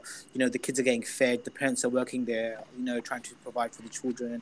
You know, it's just manipulation that they use. That's it. They don't use any sort of religious argument, you know, because they have. Well, they use different tactics. That's what I realized. They have different strategies.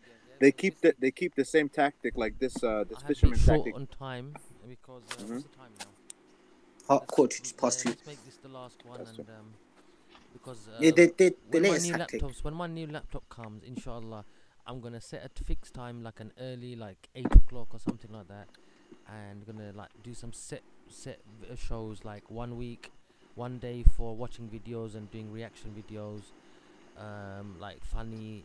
Then we'll have an educational ones, and then, for example, if we have like Ustad Adnan and good, like, you know, like teachers scholars. When I get them Yeah, on board, inshallah. I might bring them on OSCC Dawah. If it's Dawah related, I'll do it on the Good other idea. one.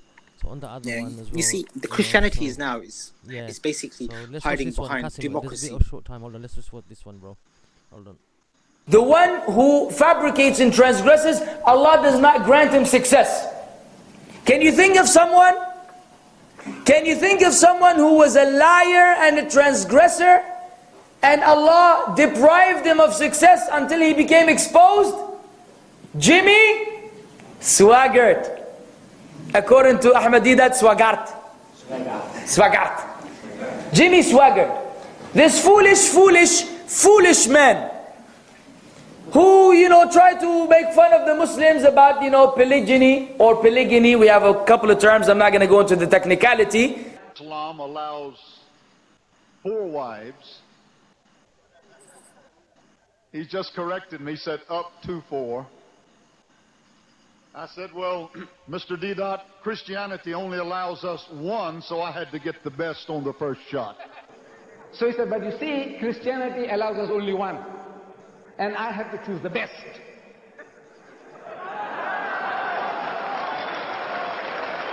Get the tape? Get the tape? He said, I have to choose the best. And the best was not good enough.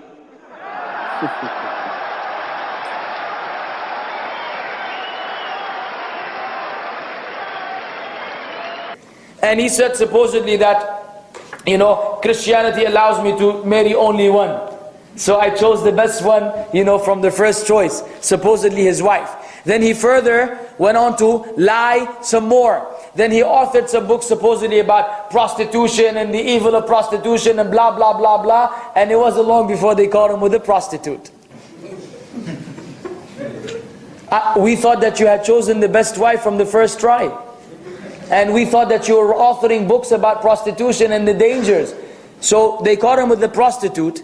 With pictures. SubhanAllah, look at how Allah exposed him. That's not the funny part. That is the funny part actually. It gets funnier. Then he came on TV and cried, oh God, blah. I have sinned against you, my Lord. And I would ask that your precious blood.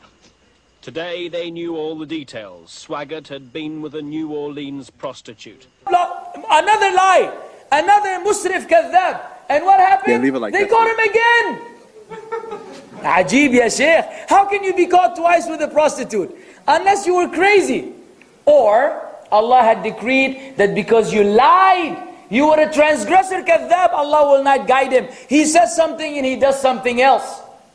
So he wasn't granted success. This is a sign. You watch all of these clowns that debated with, whether it was Ahmadiyya rahimahullah, may Allah pardon his shortcomings and his errors, or otherwise, all of these clowns who come on the stage, eventually they are caught in the act of something which exposes them. And Shuros, the same thing. They caught him stealing money from the organization he was supposedly collecting money for da'wah to Christianity. He was taking the money and burning the papers, the evidence.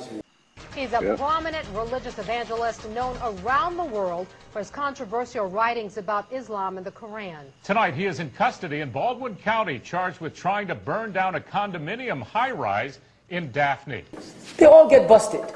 Why? Because it's the way of Allah. If someone's going to lie against Allah, he will not go for long.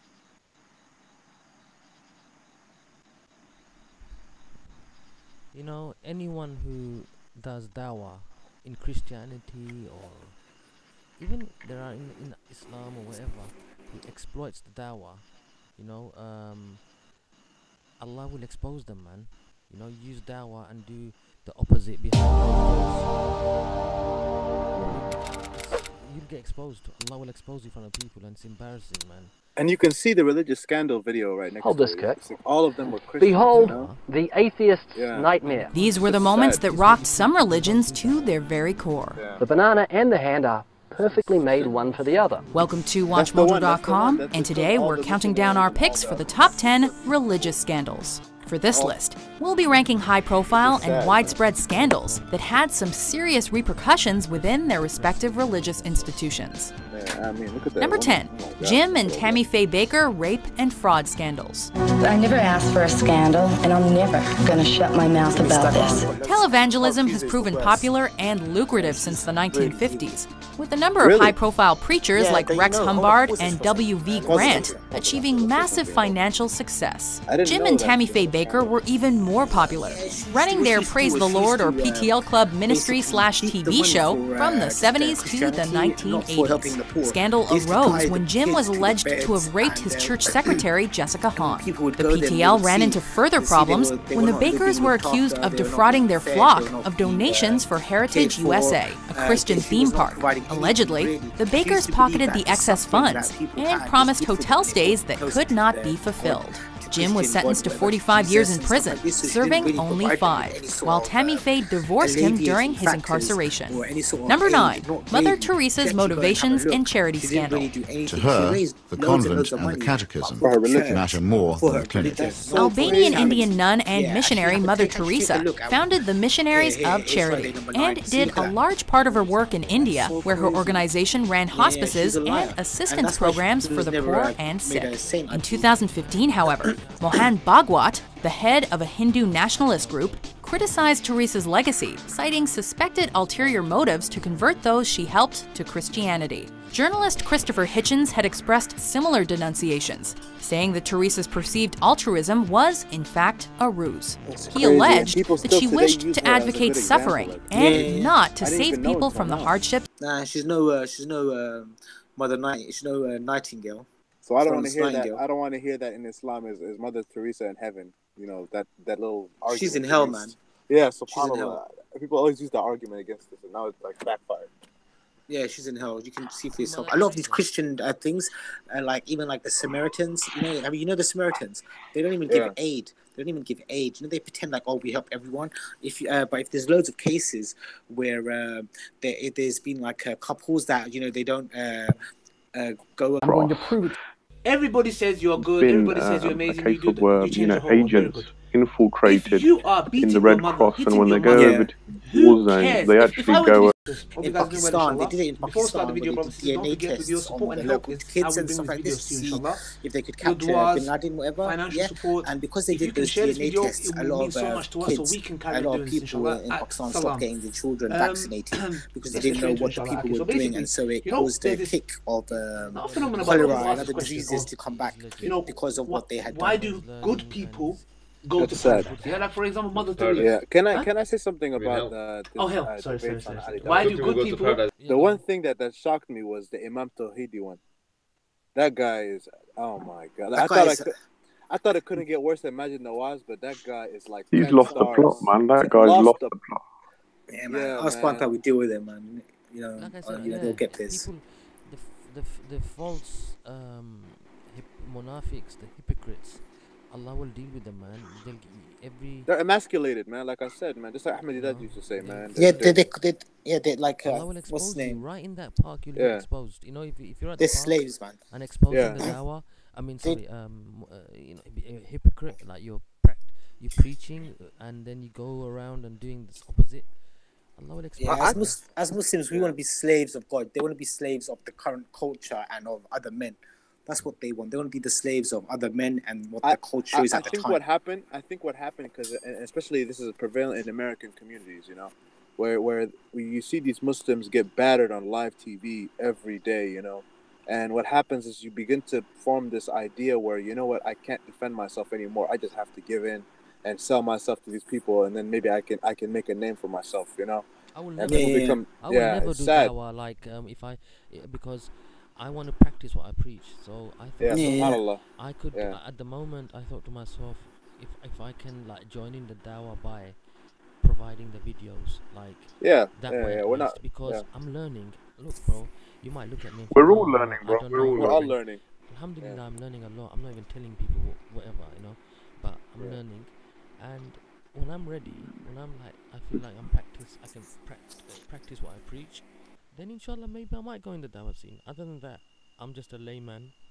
doing videos. Yeah, it's the fam, I sin camera. every day. I ask for forgiveness every day from Allah. May Allah forgive me, make it easy for me, increase my iman. I mean, as long as we know our place, yeah, I mean, yeah. So yeah, so that's it, guys. You know, don't expect me, like, for example, if I do something wrong or weak iman or anything like that, you can't like link that to Ali Dawa, Muhammad Hijab, or you know, whoever next to me. You can't like link that on them. You know, that's me, because they advise me every day. You know, the brothers advise me. Just because you don't see them advising, we advise each other.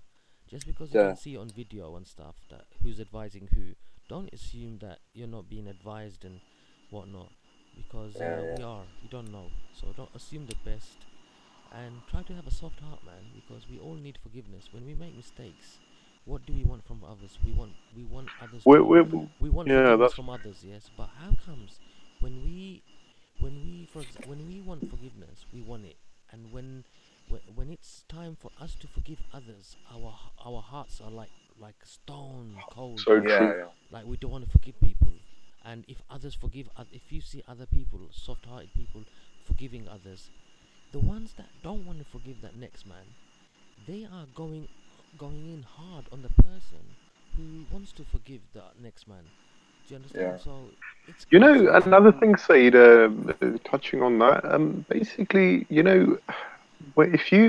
there's a hadith I just recently found out that, if you hide someone's sin, like, someone's done something wrong or whatever, you hide that from other people. On the day of judgment, and that, subhanAllah, I thought that's such an amazing, thought-provoking hadith, It really... It's a very strong hadith, bro. There's other bits to it, I can't remember exactly, so I don't want to quote it. It's something like, Allah will hide yours on the day of judgment. He'll cover your sins on the day of judgment. He'll provide a screen for you. And I think even in the dunya, like, he won't expose you or something like that. Or if you do that, he won't expose your sins on like the on the earth. Yeah, on the dunya, he won't expose your sins, and on the day of judgment, he'll provide a screen for you from everyone else and cover your sins and speak to you privately on the matter. He will not bring it up in front of, because taban, you'll be in front of everyone. You'll be exposed widely. But if you cover, guys, the guys in the live chat telling me that they can't hear me properly. I don't know. Hold on, let me hear myself. Oh, they can't hear you. I can hear myself loud, man. Even just now, just seeing it. Yeah, you sound fine. I think maybe. Sorry, guys. Maybe it's your end, but Akhi, like I said, not too long, inshallah. A few days more. New laptops will arrive, and things will improve, man. As I told you guys, the reason I took all this time, because spending £400-500 on a laptop, it's not really worth it. I might as well spend like £1,000 or something, like get the latest one. So I had to save up a bit, and alhamdulillah, getting one, and alhamdulillah. And sister Queen J, again, Jazakallah, sister, who donated yesterday. She helped me, so she's a part of that one sister. So may Allah reward you, and I will never forget that sister. And I actually prayed for her today with her name, intentionally saying, Allah, whatever I get from this laptop to dawah work, she'll be a shareholder regardless of me paying or not. So Queen J, sister, may Allah reward you, and I appreciate that from the bottom of my heart. So on a funny note, did you say Queen J in your dua? Sorry? Did you say Queen J? You know what I mean? Like Queen J, or the sister whose name is Queen J. I don't want to reveal her real name. I don't want to reveal her real name. No, don't. Yeah. So it's just, this is her YouTube name, so I'll stick to the name that you guys know her as. But may Allah reward you, sister. May Allah reward her. I mean, you know what? Alhamdulillah, I don't know. Found the sisters who watch the Speaker's Corner videos and all that. They are, I've noticed, have them more understanding, more soft-hearted, more helpful. They the one who donate more, I've noticed, Do you know one thing? I think, a lot of the sisters who don't want to perhaps go to Speaker's Corner, who don't have the confidence to kind of go there, and they do watch these videos, and they appreciate the dawah work that is week in, week out. Brothers like yourself, like Muhammad Hijab, Ali Dawa, all the others, Adnan Rashid, they go there, take the time out of their own lives, and to put out videos so thousands of people from all over the world can, and appreciate that. And demographics are huge. They're very, very wide-ranging of the people that watch these videos. There's like you'd be surprised how many people are out there that watch it. Like I've seen loads of westernized, what people would describe as westernized Muslims. They watch a lot of the Speakers Corners videos. It's not like the religious Muslims as much that watch them. It's a lot more the westernized Muslims that watch it. Yeah, that's true. Well, because we're more aware of this kind of. I think what's happened is this debate style for in Dawah of Islam has been more widespread amongst the new Muslims and the younger Muslim generations. Yeah, and the westernized. Because it's become kind of sadly, because we've had a lot more non-Muslim friends and they've asked us questions and stuff like that. You know what I mean? Because our older generation, when you tell them, hey, it's good, people do this dawah and this, they'll say, oh no, it's taboo. Let's not do that. Let's try to calm. People are unfortunately the dawah hasn't been, in the past hasn't been strong like it is getting now. Yeah, alhamdulillah, it's getting better. Yeah, they've got like cultural enslavement, you know what I mean? Exactly, a lot of our older ancestors, they came from countries that were taken over by British or white people or whatever, so they've got like cultural Marxism. I don't know if that's the correct terminology, but they have sort of like a mindset compliance. Oh, you can't be rude to a white person, whereas we don't care if you're white, black, brown, Chinese. If you're polite to me, we're polite to you. Your color has no relevance to us, because we've all been brought up around black people, around white people, around brown people, and we know if people are cool, it doesn't matter if because of their skin color they're cool. Sometimes it doesn't matter because of their religion they're cool, but you know what I mean? Even though we may be disarmed when we're around Muslims, who are black, who are brown, who are white, because we, when you're Muslim, we don't, it's like something changes sort of. You don't really look at the person anymore as long as black or brown, you've gone past that part already. You're like, okay, this guy's Muslim, I can trust him more. Like it's more likely you would trust a black Muslim and a white Muslim than you would a Pakistani guy who was a Christian, because it is really relevant of the race. The amazing thing is, I was just reading the other day that children, when they see people of other colors and races, they don't judge them. They don't. They all think of them as equals. It's only when the parents start perhaps influencing their thoughts that they might start judging. But at a young age, children don't see other children or different color and judge them more children. They got women. They're following. So you start seeing people who got women and children behaving like this. They're up to no. They're up to no so-called good. No. So if you're a young man out there, you don't want to be caught up in with them. You don't want to be caught up with them because this Libya thing. Live streaming, bro. Why doesn't he go to a press outside the Italian embassy? Because the Italians are paying the Libyans to do that. And you know what? I saw in one of the comments that there was a Christian guy. There's a Christian Libyan guy who was in our comments. He was saying this is all like hysteria as well. Some of it's hysteria. And they're not really grabbing people, but you never really know what's going on. And the other thing is, we saw what's it called? If you actually go type in quickly, just get this over and done with once and for all. This Libya thing. Just type in there Libya, Italy. Okay, that's it. Libya and Italy, and it should come up, right? Libya, Italy. This is the last one. I'm going to end the show in 5 minutes or so. Kasim, give us a brief, description of like what's going on there. What's the fuss about? Basically, they say Italy. Libya, Italy, Libya paying Libya, Italy migrants. What's the video called? I'm not sure what it's called, but it should be something like Libya is paying the Italian migrants. Libya is paying terrorists or criminals to basically kidnap. Libya migrants sue Italy over collaboration. Yeah, that could be it. Huh? That could be it. The collaboration video. Italy migrants. You know what's funny? I was actually speaking with a native Libyan, and he was telling me, and it could be biased, hold on. What was that? Oh, lost it now. Hold on. Here, there is. There is. Italy is paying Libya too. That's it. The vice one. Go and play that one. Oh, it's gone now. It's right there, bro. We saw it right in the street. I know. I just want to see if I can go back and get that screen back. Yeah, but anyway, this person. Raspet is still there, and Raspet is still. Is Raspet doing a live one? Hold on. Yeah, even hijab stayed out of that one. That's slightly why I reckon. Even he stayed out of that one. He's like, yo, he was left out of me. And then the second question is there a gay masjid, or is man just I think there is a gay masjid. A gay sheikh. Sorry, in San Francisco, there's a gay masjid and a gay imam. Yeah, I can imagine in San Francisco, but we're talking London. Nah, not here, mate. Not here, mate. I need to tell. Well, so where does he go then?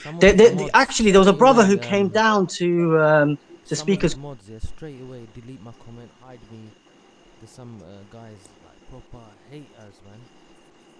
Yeah. Straight away, I'm gonna tell Raspet, innit? I'm gonna tell him like, look, man, because what it is, once or twice, some troll got onto their panel with my picture and with my name. Yeah. And they thought it was me, and they start like bigging me up. And then they found out it was a troll. And then when I went on, they probably thought I was a troll, and they straight away deleted me. Or I know. Then I saw a comment by one of his mods. He goes, "You're not going near Raspet," or something like that. Yeah, they probably thought you were a troll. They did. Crop but circles. Then he made a comment. Did they ever find out who's responsible? Yeah, it could be, man. You never know. It could be an agent with Callum in it. It could be Callum. Because I think it might be the same person who created, all these twirly curly things in here. No, it's not. It's quick. Just press play. It's like that would be a lot of work for one person. It'd be so literal. Yeah, just press play. Sorry. Apology accepted. You're not allowed no what's it called? Gay mosques. Mosques come.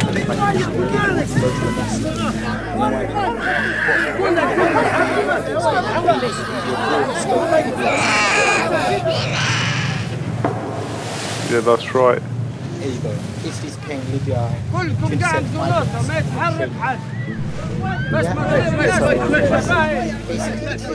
These migrants piled into flimsy boats in Libya to try to make their crossing to Italy. Last year, about 180,000 succeeded. But this year, those numbers have plummeted. See, it's right here, okay? Italy is doing this. First, we just talk about it. I don't think these guys know that this is a Libyan coast guard, but they're not going to be headed to Europe today. Yeah. But basically, you can see. The global migration crisis has overwhelmed Italy. So in February, the Italians paid the Libyan government $236 million to divert migrants right back to Libya. Italian warship, this is Kifah. We received this response from the Italian warship. We received the position and they confirm. If an Italian boat brings migrants on board, then it has to take them to Italy. And that's exactly what they're trying to avoid, by calling the Libyans to take them away. Captain, what's happening? So we will return back the life jacket to be used to other things. And I'm telling you, Chrissy, they've been doing this for hundreds of years. They will come to stabilize not only Muslim regions, every region will go to stabilize the region.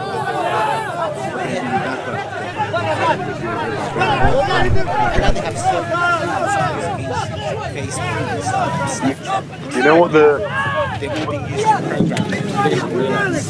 sad thing is? So many of these migrants who make that treacherous journey across that ocean, so many of them, women, children, they sell everything they own, their bodies, everything, just to get on that boat, just to try and for that gamble, for that risk, just to get across, and so many of them perish along the way. You know, And you know what the funny thing is? Well, it's not funny, it's disgusting. Some of these votes are sunk intentionally. Do you not think that both sides bear some responsibility for what's happening here? You know, the Italians, the Libyans, and I think the Spanish as well. You know, they just. You know what, bro, Adam, yeah? If people say, oh, the racists say, oh, all you Muslims, why do you come to the West then, and all that sort of thing, yeah? Well, we are like second generation, you know, I mean, we're British, whatever. Alhamdulillah, luckily Allah subhanahu wa ta'ala, you know, like, in our qadr. But if you go to the root cause, yeah, if you go to the root cause, why all this trouble and all this sort of stuff going on in the Muslim countries, you will go and see the West is behind it, you know, starting. Yeah, their fingerprints. It's to do with petrol, it's to do with resources. So these people like John... We're told it's to do with that. Tommy Robinson, wannabe James Goddard, the Poundland version of him.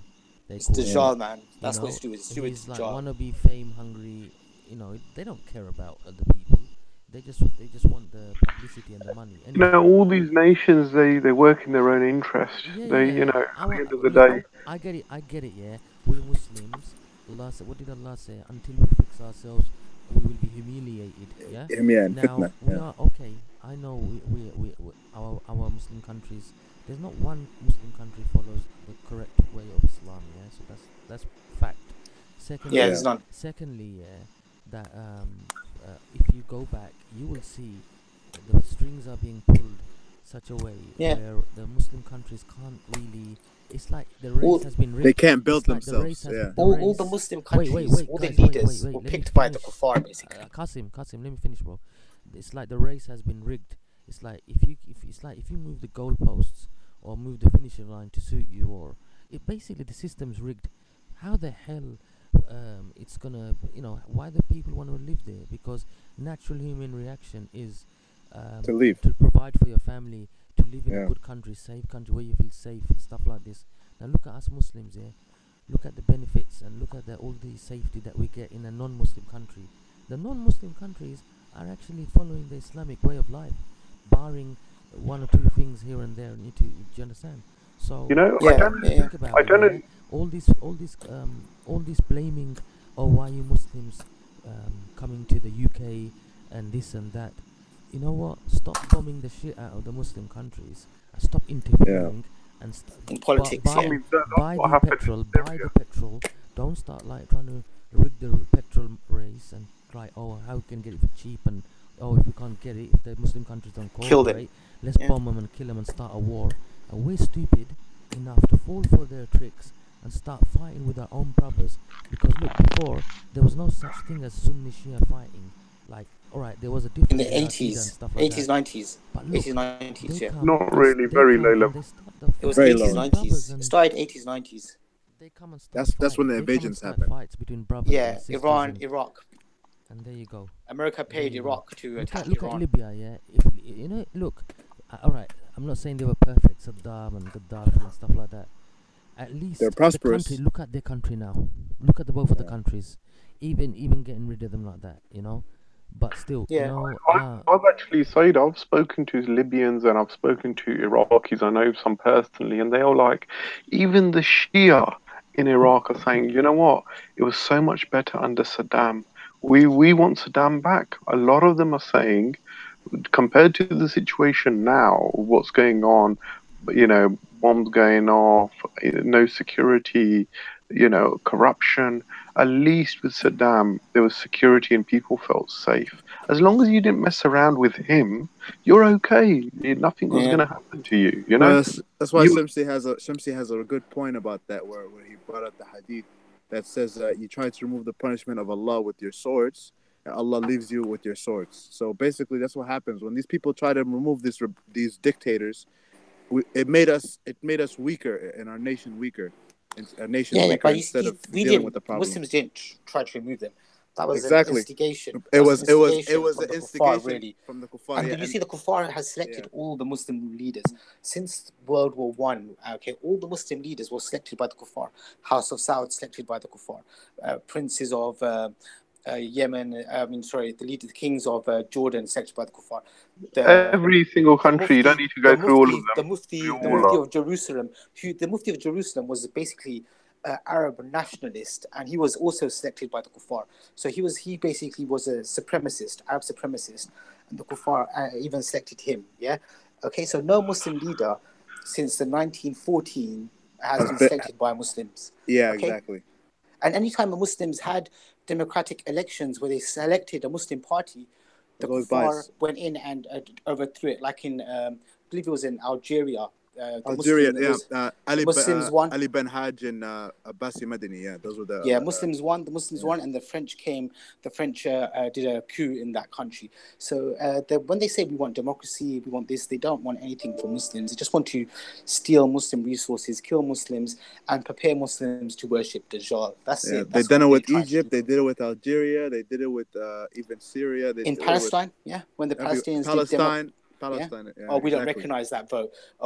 When Muslims use democracy, you did democracy wrong. That's not how democracy works. You didn't do our democracy. Exactly. So you can see they don't when they say, you want democracy, we want this, they're lying. They don't want any of this. They just want to attack Muslims, kill Muslims, steal Muslim resources, and then when Muslims try and defend themselves, even verbally, and say, look, why are you guys doing this to us? Slander you as a terrorist or something. That's the new trick they use. I'm telling you, and they know they use this trick, especially here in the history I learned in America. Even my own teachers would tell me, this in school, that we Americans are not all angels. We did a lot of crap that, that no wonder the world hates us, basically, because we did this to the Panamanians. We built the Panama Canal in order to get to Nicaragua and get their fruits, and we basically started a rebellion in Colombia. That's why the Colombians hate us right now.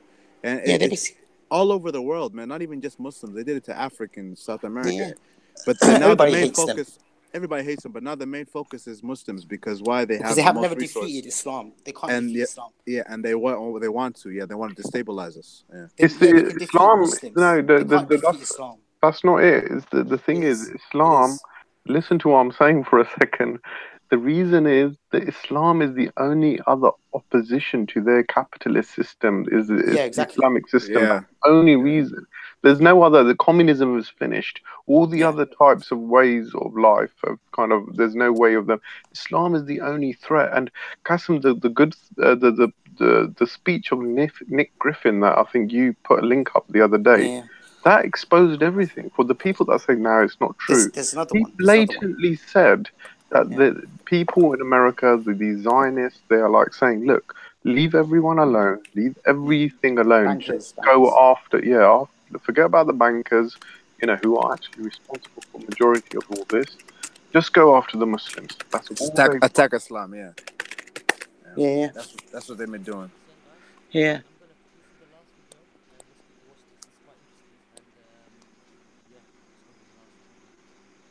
Mm-hmm.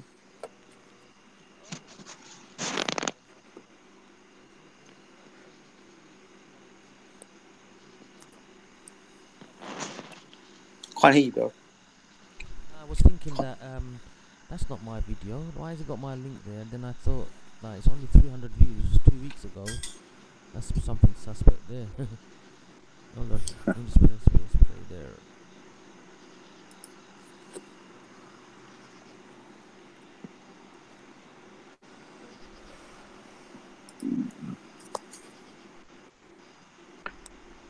Someone's been using your footage, maybe. Yeah, it's okay. I know him. I'll watch this and then we'll end it, inshallah. It's quite interesting.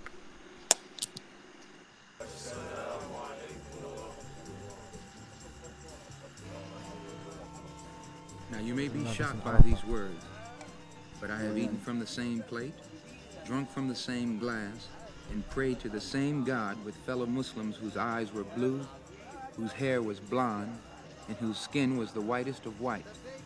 And we were all brothers, truly. People of all colors and races believing in one God and one humanity.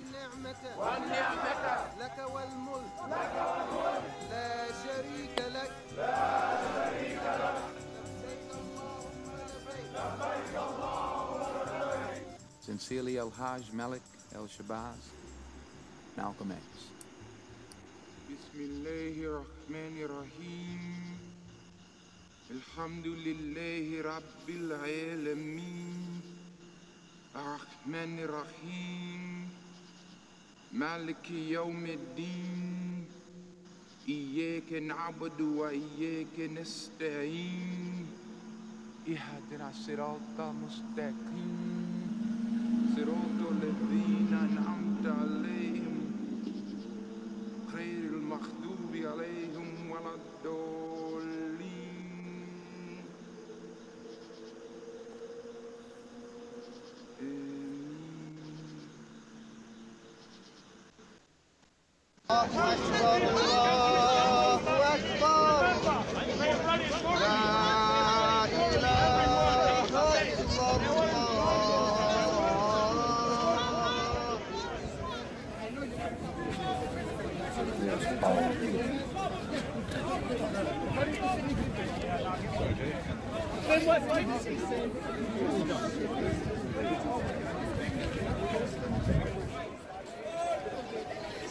That's what they hate as well, when people used to come and film the Muslims, photograph the Muslims, and we were praying, and post it up on their Facebook and that, whatever. In the past when we used to come, when we pray and we see people come and take photos and whatnot, of when there were large groups of brothers praying together and stuff.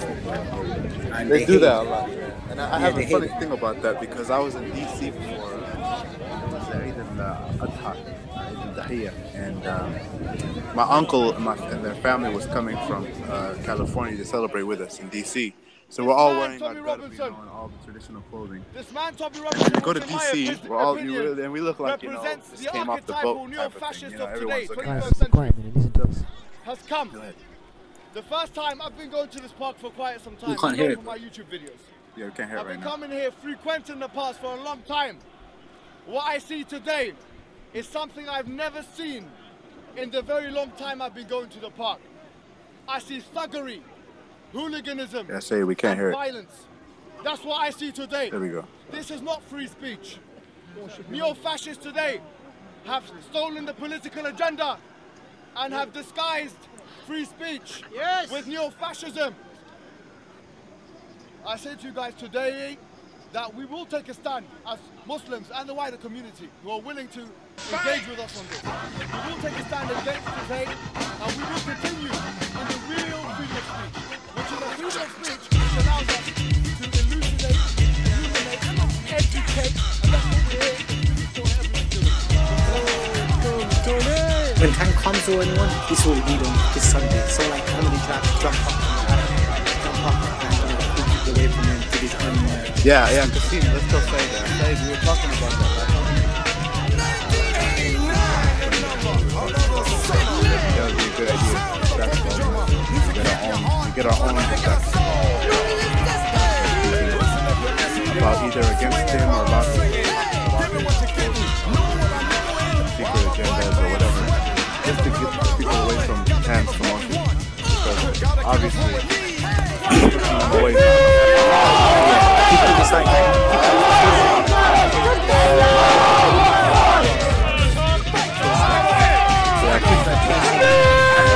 people get away from town, leave town alone. Guys. People chasing. You're playing the video? Guys. We can't hear it, bro. Okay, we can't hear it, Syed. I stopped it. Mm-hmm. All right. People in the live chat, yeah. I just want to say, yeah. And in the comment, and in the panel, do you think that was wise? Like that scenario, does that make us look good? What do you mean? Like, when the way the guy was saying, Takbir, like, in a way, what is your opinion? Yeah, it's fine. It's a rallying cry, basically. Pump up people's blood. You got to get prepared to be attacked by these Nazis. But whoever would say that has never ever punched anyone or ever been in a fight, and is probably some coward. Okay, that's the fact. It depends in what way we use it. If we use it in a way where we're starting to get agitated by him being there, then it's not looking good on our part. But if we use it in a way that we're just showing that, hey, we're in speaker's corner, you can't push us out. Yeah, we're not afraid. Yeah, so if we do it from a distance, that's better. It's like the haka, Yeah, when the but if we do it up guys while we're walking towards them, and going to listen to Tan, then that's not going to help. It's going to make him think, oh, look, the Muslims are getting angry. You get me? No. It's like the haka. You know when the New Zealand brothers are there, they're doing the haka on the rugby field and they say, whatever. Yeah? You know what? It's like that. We're saying it's not that, Qasim. You know what it is? No, it bro. Seems like a, that means you're disrespecting. You're disrespecting the haka. What the New Zealand people do? They're doing it to say, look, we're not afraid of you. That's why they do it to say no. They're doing it to say we're not afraid of you. And that's why the brothers doing it to say we're not afraid of them. That's it. Okay, that's it. No, it's not provoking nothing. They're coming there to scream and shout at Muslims. Qasim, can you hear me? Go ahead, Syed. Go for it. I mute myself. Go for it. Because I'm just giving my opinion here, bro. You know what I mean? I personally. Nah, it's nothing like that. I don't think so. My opinion is, I don't know. It depends every situation because look at the word kuffar. Yeah, it's been turning into some sort of slur word, and then How is it slur? How's it slur? I'm not talking about me. It just means disbeliever. I'm not saying. No. Disbeliever. No. If you're a disbeliever. You know what I mean? No. It's not our fault. It's not our fault. You know what I mean? Qasim, he's not talking about the meaning in the Islamic context. He's talking about the meaning in the linguistic context. People think that you're accusing them of being a person who covers the truth. You get me? Not a disbeliever. The same. I understand exactly what you're saying, and the same applies for the word jihad as well. Yeah, people who are ignorant of that term. Taken out. The word jihad has been taken out of context, and it's been labelled as a holy war when it doesn't really necessarily mean that. It can mean something very minor. Holy war in Arabic means harb al-muqaddasa. There's no word such word in the Quran. Yeah. So I don't know why people make that claim. It's funny. Well, it's all all the Islamophobia, the propaganda is. Yeah, it's just basically. But I can I just give my opinion on that Allahu Akbar bit? The Takbir. Of course you can. You speak. I was just going to say I agree with what you were saying. If we approach, let's say, non-Muslims, and say it in an intimidating way when they've got no idea what we're saying, that might be different to when we are being perhaps surrounded by the EDL, and we say it like like Brother Qasim said, to kind of put more enthusiasm in the brothers and no fear kind of thing as well. Yeah, so it could work both ways. It could work both ways, but we need to be mindful not to just use it any time you want, like in some old woman's face, because she won't understand what you're saying. But basically, they saying Tommy. What if we shout the beard? What's it to them? That what's this? Allahu Akbar, and Ali Dawa said, well, it just means God is great. She goes, no, it's a battle cry to start a war. No, she's racist. She's a racist. She's ignorant. Yeah, you can't change people's mind like that. That say it. Yeah, exactly. Because you can't just by being polite and nice to everybody. Don't get me wrong. What I'm trying to say is, we don't want people to think they can walk all over us. That's number one. I'm not saying that. Well, My point is like context. The way the Sahabas conquered. The hikmah they use. The way the Sahabas not conquered. Like, look how they done Indonesia by the good character and stuff like that. Yeah. But bro, they knew when. I agree with saying. You have to use the right. You have to use the right tool for the right situation. If someone's coming at you with a gun, you're going to use a gun back at them. You're not going to go and say to them, "Hey, let me show you what. Let me show you this." We're not going to, or anything like that. That's no. We're not. You can't use. You cannot use. You have to use the right tool. And you know you have to use the right tool. They do not want to. If they think, oh, they can walk all over us. Obviously, we're not Christianity turned the other cheek. I'm not saying that at all.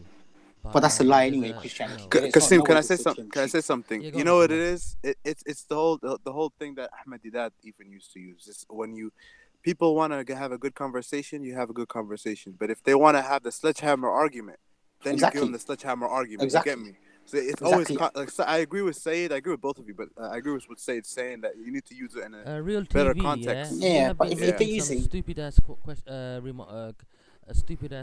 comments already, and then real Muslims and this and that. What the hell do you mean? Do I have an inferiority complex? Who do you think you are? What are you talking about? Say it. I think you some that sort of real Muslim or something. I don't know, like one and only Muslim. Say that person's controversial because I think every video or live chat you do, they either comment in a weird kind of way. Yeah, don't worry about him. Yeah, don't worry about him. He's one of the trolls. Listen, basically, look, listen, forget him. Listen, forget him. It's like, it's like if they want to come to the park, these right wingers, and say Tommy, then we have every right to say Allah Akbar, Takbir, do whatever we want, right? If they're coming there shouting Tommy in our face, we can say Allah Akbar. Okay, what are you on about then? What are those people on about? They have no basis, they have no leg to stand on. They accept just being hypocrites. That's it, hypocrites. You know what I mean? They're saying I can do what I like because I'm a white racist. I'm a white person. My views are more superior to your views. My feelings, my opinions are more superior. They already have a narrative. Exactly. One of the things that annoys them. One of the things that annoys them is why do I care about what non-Muslims think?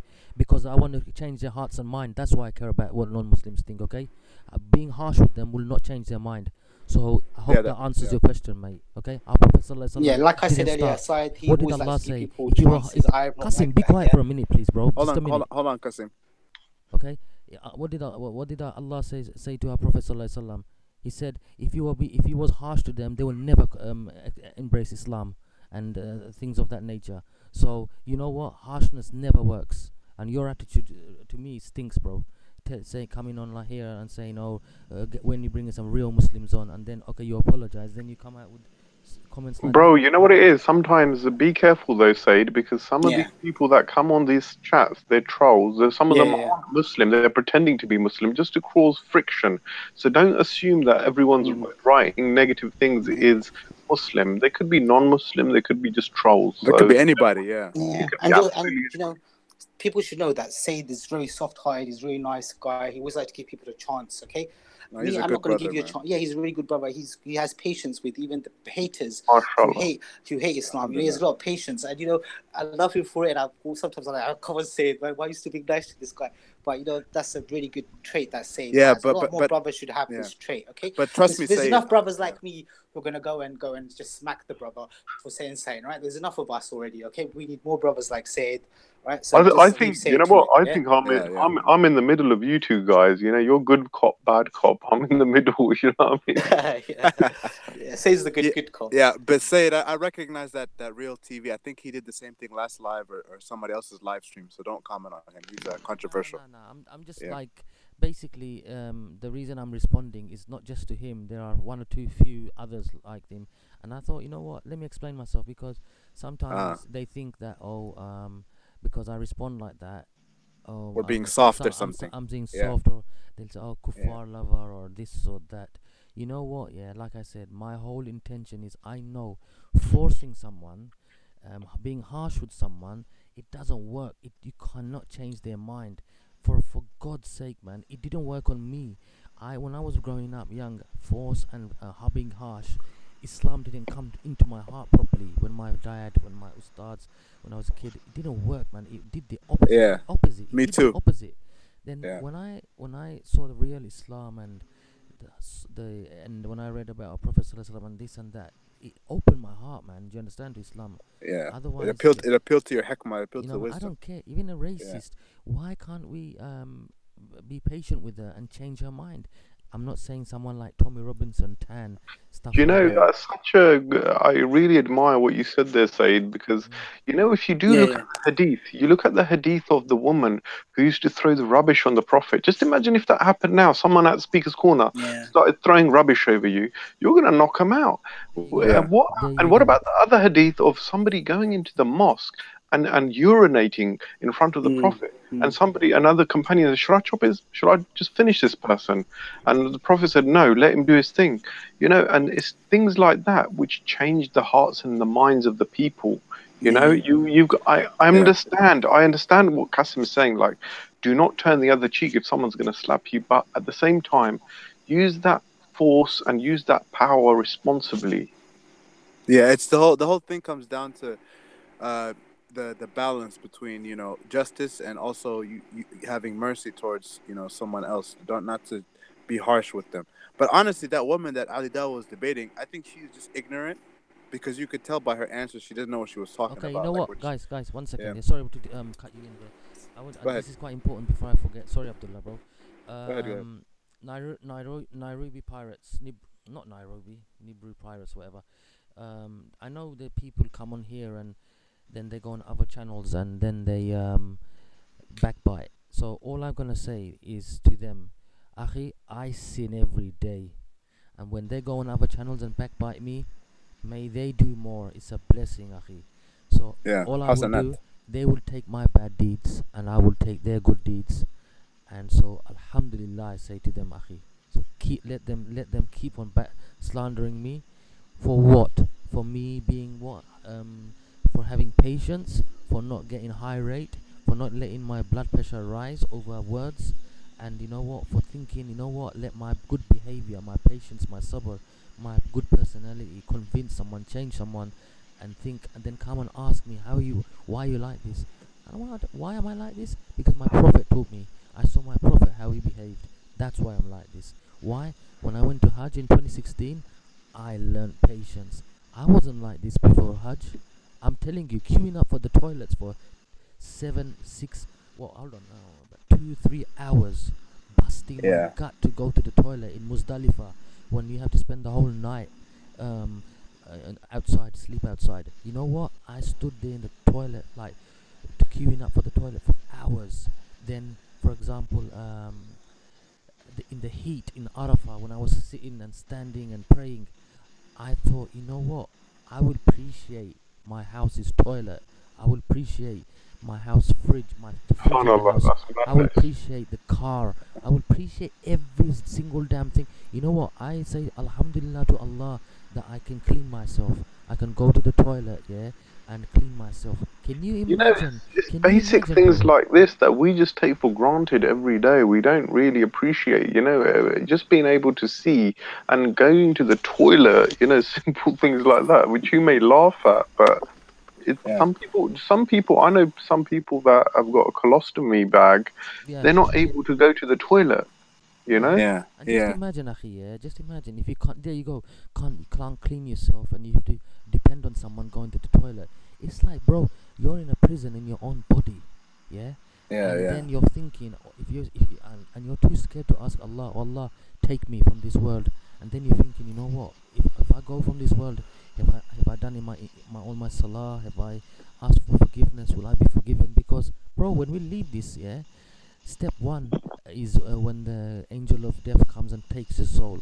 Now, how the hell is going to pull this out of your heart, from your body? Number 2, the grave journey.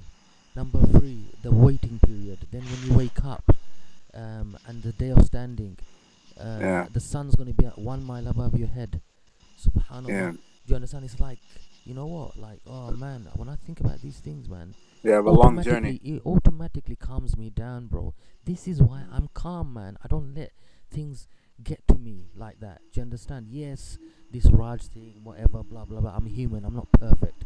But when I'm calm, when I give the non-Muslims more chances, it's because, you know what? This is my dawah. I may not have knowledge like Muhammad Hijab and other people like that. But my dawah is through my behavior, through patience and being friendly and being nice. This is my dawah, man. Do you understand? Alhamdulillah. That's it. You know what I mean? This is my dawah. Yeah, it's good, bro. It's good. But like I was saying earlier, why is popper? Let me finish. Like I was saying earlier, that woman, she was just, you could tell she was just ignorant of what she was talking about. So giving soft dawah to that woman was the best scenario to do, because she's not. You could see she was trying to know or learn some things. So anybody who says, in the live chat or anything, oh, you should be harsher with her, you should. The sledgehammer argument is only for people like Tommy Robinson, people who you try to speak to on an intellectual level, and they're not going to budge, and sometimes you have to, in order to defeat the shubahat, you have to act like that. But people like her, man, she's just a person who unfortunately got in the wave, of the Tommy Robinson wave, and doesn't know what information she's speaking of. She just needs to be educated. So the best thing is to be soft and easy with her, But that's what I'm saying, man. It's all in the context. It all depends who you talk to. You have to read the person. You have to know who you're speaking to before you can ever ever be harsh with them in any circumstance. Otherwise, it's always good to be soft. That's always the best option. Yeah, that's what I feel like, man. Give everybody a chance, Yeah, but these brothers who say you need to be harsh, you need to, act. These people are just unfortunately they're miskeen. They're miskeen. It's like they're telling me to how to act for number one, a grown-ass man. Number two, you're telling me to be harsh. You're telling me. No, that's not me. Yeah, exactly. You know it's your personality, yours. I'm gonna be nice to those who just be yourself, man. That's the most. Say they're not responding to you. Remember, I told you I used to even think like that, have that same thinking, where I would say, "Oh, Akhi, you need to be a little bit more. Do you need to do this? Don't pay attention to Raj. Don't do this." But then I realized, look, you're gonna confront the guy. The guy's just there. You're gonna speak to him. You're gonna, you can't. People on the chat, they're not there to see, how the da'wah is being enacted. All they're seeing is just you speaking to them in a soft way, and then them being harsh towards you. You get me? Yeah, and so they're reacting emotionally. They're not reacting intellectually. And you know what? And for example, things we know, it's common sense. We believe in Allah, and Allah says it's all written down, how it's gonna go, how it's gonna end, and whatnot. When Islam will take over, when we fix up this, that, we know. But if you start giving da'wah like, we are going to dominate, we're going to do this, we're going to do that. Yeah, Sharia and UK and stuff that's wrong, man. That's wrong. It's going to get their back riled up.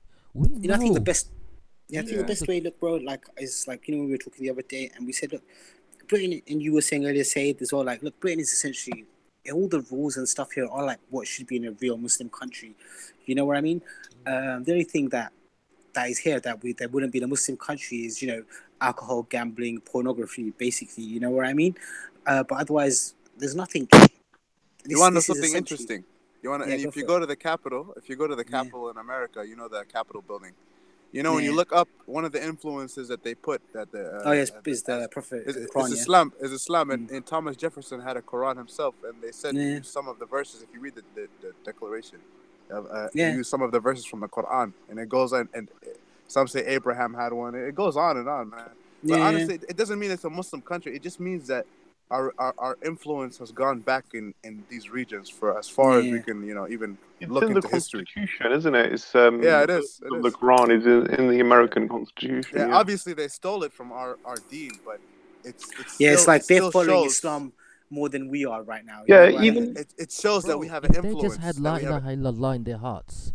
Yeah. The Western countries, for example, at the all right, I know there's more nuanced, they're pulling strings from the slyly and making the rich, not the man in the street. We know all that, we know all that. I'm not going on about that now, but I'm just saying, that if those people, for example, if you have a heart attack, you have a car accident tomorrow, and when you see a non-Muslim white or whatever, you British white English come and help you, and when you see your family member, your dad or someone about to die, and when you see a non-Muslim coming and helping them, giving them mouth to mouth or anything like that, no care about anything else, they want to save them. It's like their own flesh and blood. You know what I mean? Look at that. So I look at these things, and then I say to myself, children of Adam. If they just had la ilaha illallah in their hearts, subhanallah, man. Can you imagine one of the interesting things I heard, I mean, I don't know whether this is hadith or whether this is from a poet or I don't know where this is from. Maybe one of you guys might know. Is basically somebody said that one of the ways you can judge a nation is how they treat their animals. And if you go to the West, and especially the UK here, I mean, I can't say 100% about America because they do all sorts of things in some places, But I'm just saying, they treat the animals very, very well, better than some humans are treated in parts of the world. That's one of the ways you can judge how good some people are of a nation, and we shouldn't, we should always remember we're not against the general masses of the opinions of the people of this country. I think they're good people. It's only the minority, like the EDL and all that kind of stuff, which is giving some people a bad name. But generally, they're great with animals, and obviously that reflects on how they are with people. Everybody wants this video, so we can end this. Yeah, let's quickly watch this. Like, oh my god! Who's that? My cheeky one, isn't it? Who else could it be? I thought that was the video. I thought the video started. Yeah, I thought it was a video. Why do you keep jumping on and on? We were in a nice mood, and you come and break it up like that. Whitney Houston popped up. She's a resident troll now. She's a troll. No, guys, I have to be up at 7 a.m. So I'm gonna go. But I just wanted to say good night. Where was you on this time, hobbies? Okay, I fell asleep and then I woke Did you? up. Alright. I fell asleep. Then I remembered. Oh my god, I was on a call. I'm going to sleep. What shaitan am I gonna do in my sleep? I don't want to say I'm alive and Okay, good night, guys. Okay, good night. Asbala khair. Bye.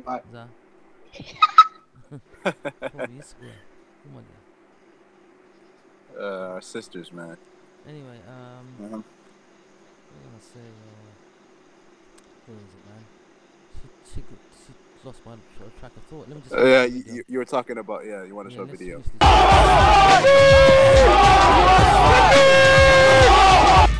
Fight the power! Fight the power! We got the fight!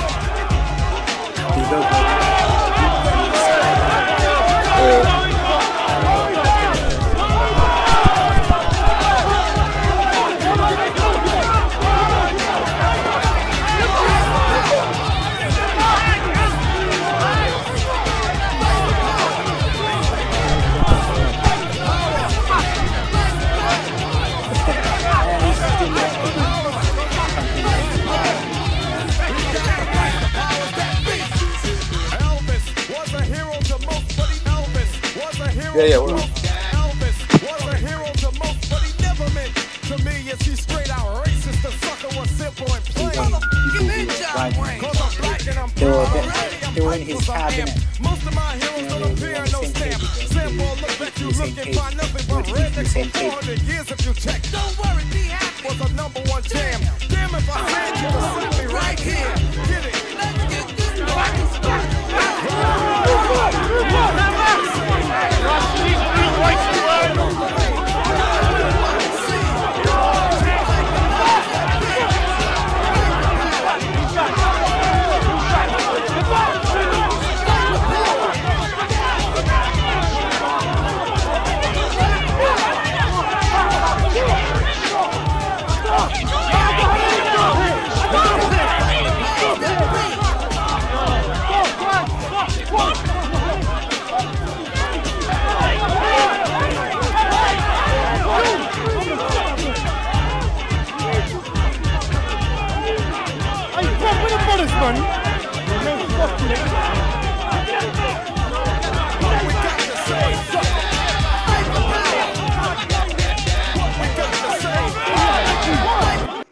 Brother Malcolm said, we declare our right on this earth to be a man. Mandela, man. You know they called him a terrorist. If Kalam was in the 80s, he'd be calling Mandela a terrorist as well. Yeah, they jailed him. And then they Kalam would be saying he's a terrorist, bro. Callum did say he was a terrorist or something similar to like that in one of the videos. Really? Yeah, I think because someone asked him, "Oh, do you think he's a terrorist?" And he was like, "Well, the British government said he was a terrorist at this time, so he was a terrorist or something." I think it was something. I think it was him. I think Callum he just chooses the weirdest opinion, or the most like sellout opinion you could choose. You know, everything he says is like sellout material. You get me? Yeah. It's just always something to do with a sellout. Hey, like I just created a Wix website for my business. Something which is just like if it's something that might make him look good, he'll say it.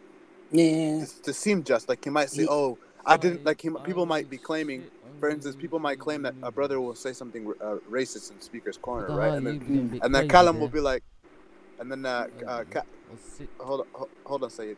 Callum will be like, "Oh, this wasn't. I didn't actually see anything racist from that, right?" Yeah. But then in the same breath, he'll say, "Oh yeah, but these Muslims are racist," and you know, he's a show. He saves face, but at the same time, he makes himself look like such a controversial person. Sellout.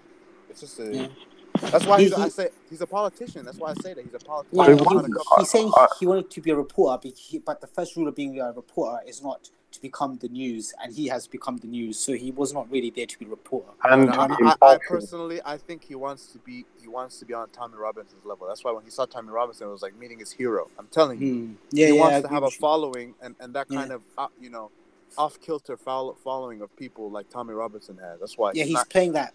He's playing that social media game, basically. You know, it's just a game. The world is just a game to be played. You know what I mean? He's playing that sort of game. Exactly. Whatever. Yeah. Let's just play this calamity. Game. Yeah, calamity. Let's roll the dice and see what I can get. You know what I mean?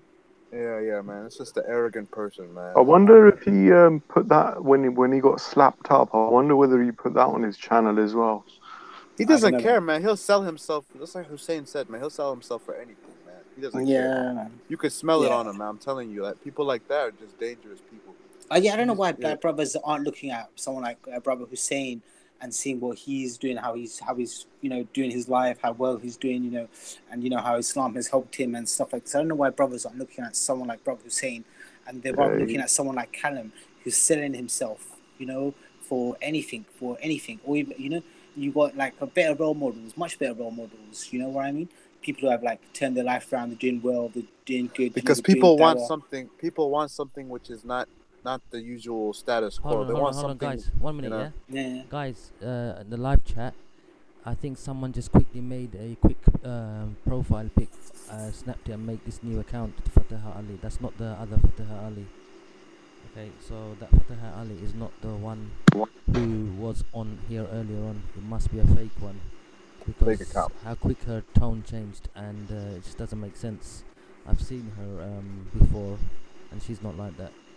Anyway, go on. Yeah, beware of fake people. Yeah, but anyway, like I was saying, so she came on and she was just joking, saying she wanted to marry me and stuff, and then she's going a bit crazy.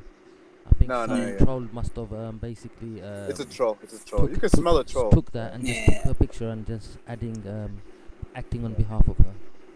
Yeah. That's probably what they did to Sia live too when they said that she made a racist statement. Yeah, it's basically they attack the sisters, isn't it? Because they can't attack the guys. Exactly, it's always the sisters. Yeah, because they're basically incels. You know what I mean? They live in their basement by themselves. Yeah, they're cowards. Got loads of tissues lying around. You know what I mean? And, just a bunch of weirdos, man. The Raj type, yeah. But anyway, man, like I was saying, man, you never can tell, but Callum is the kind of person, man. If Malcolm X was alive, man, Malcolm X would just just roasted him. Roast him, man. I'm telling you, he's just another Floyd Patterson, man. Another uncle. I don't want to say anything, but he's just a sellout, bro. I can't stand sellouts. I've never seen them, the Nation of Islam, at the Speaker's Corner. I mean, they've been there. What are your opinions of them? If you can give your individual opinions on. I debated. Well, not debate. I heckled one. To be honest with you. Basically, I think it's like a taster for black brothers and sisters before they come to real Islam. You know what I mean? There might be like a stopover for them, and they look into it, and they see like, a lot of the things may resonate with them, and they might have a bit of hatred towards white people or brown people or other people because of, you know, the racism that they've experienced. And then as they continue on, and it's not Islam, but they're seeing a bit of Islam, hatred, whatever, and then they might come to the real Islam. You know what I mean? Because we can't the racism that national Islam is not Islam, because no one is no race is supreme to any other race. You know, Arab is not supreme to black is not supreme to white. You know, white is not supreme to any Chinese. You know, Pakistani is not supreme to Indian. You know, Bangladesh is not supreme to Swedish. What they are? No, I don't agree with that. Pakis are better than Indians. I'm only joking. But look, what they are is that they're basically Christians who have Islamic terms in their beliefs. So I really don't believe that they're Muslims in actual beliefs and actions, but they do have some semblance of Islam in them, which is good. But the problem is that when they don't make that turnover, it's like Qadianis. Yeah, like Elijah Muhammad's son did. Like he went back to Sunni Muslim, and Muhammad Ali did. If they don't make that initial turnover like these figures did, then that's when it becomes a problem, because now they become no different than the Christians. Because when I spoke to Leo Muhammad, he said exactly what I predicted. This guy said that God came down as a white man, which is no different from Christians, what Christians say. That a black man is a prophet, you know, and it just goes on from there, and it's very, you know, it can create a fitna. But it can be helpful for Muslims for new people to join Islam. But Elijah Muhammad, he wasn't the prophet. His prophet was actually an Indian-looking guy. It was another guy who taught Elijah Muhammad. Wallace Fard Muhammad, you mean? Yeah. Wallace Fard Muhammad, they regard him actually as Allah coming down as a white man. If you ask Leo Muhammad, and then they'll tell you straight up, we think of him as Allah came. Yeah, I'm serious. I ask him, watch my video. You'll hear him say, Allah came down in the form of our master Wallace Fard Muhammad, and Elijah. The guy who taught Elijah Muhammad. Yeah, that's crazy. Yeah. They do that. And that's why their beliefs are. That's why I say they, in their mind, I know they don't believe that maybe, but I think what happened is become like the Black Panther movement became kind of like a identity to them. So they took on these kind of Kemetic cultural beliefs in their Islamic theology, but it's not really Islam. Abdullah. Yeah. But not to say that their movement wasn't good at the time, and it was to give people power. Yeah, and I know a lot of a lot of them here in America, and they pray and they got closer to Islam from this. But the thing is when they take this to the extreme, like Leo Muhammad does, live and they chat, I'm going to show everyone something. Yeah. No, don't worry, you guys carry on. I'm just quickly saying to live chat about Abdullah. Yeah, when they actually believe this stuff and they actually start I think Bilal wants to say something to you. Go ahead. I was going to ask you a question. And do you feel that Leo Muhammad wants to be the next kind of Louis Farrakhan of the UK? He wants to be that figure. I don't think so, because they always have a higher up who they report to, and it's just like in the past. They don't want to get Malcolm X, didn't it? Yeah, they don't want to get Malcolm X, from the other members. Guys, but just want to.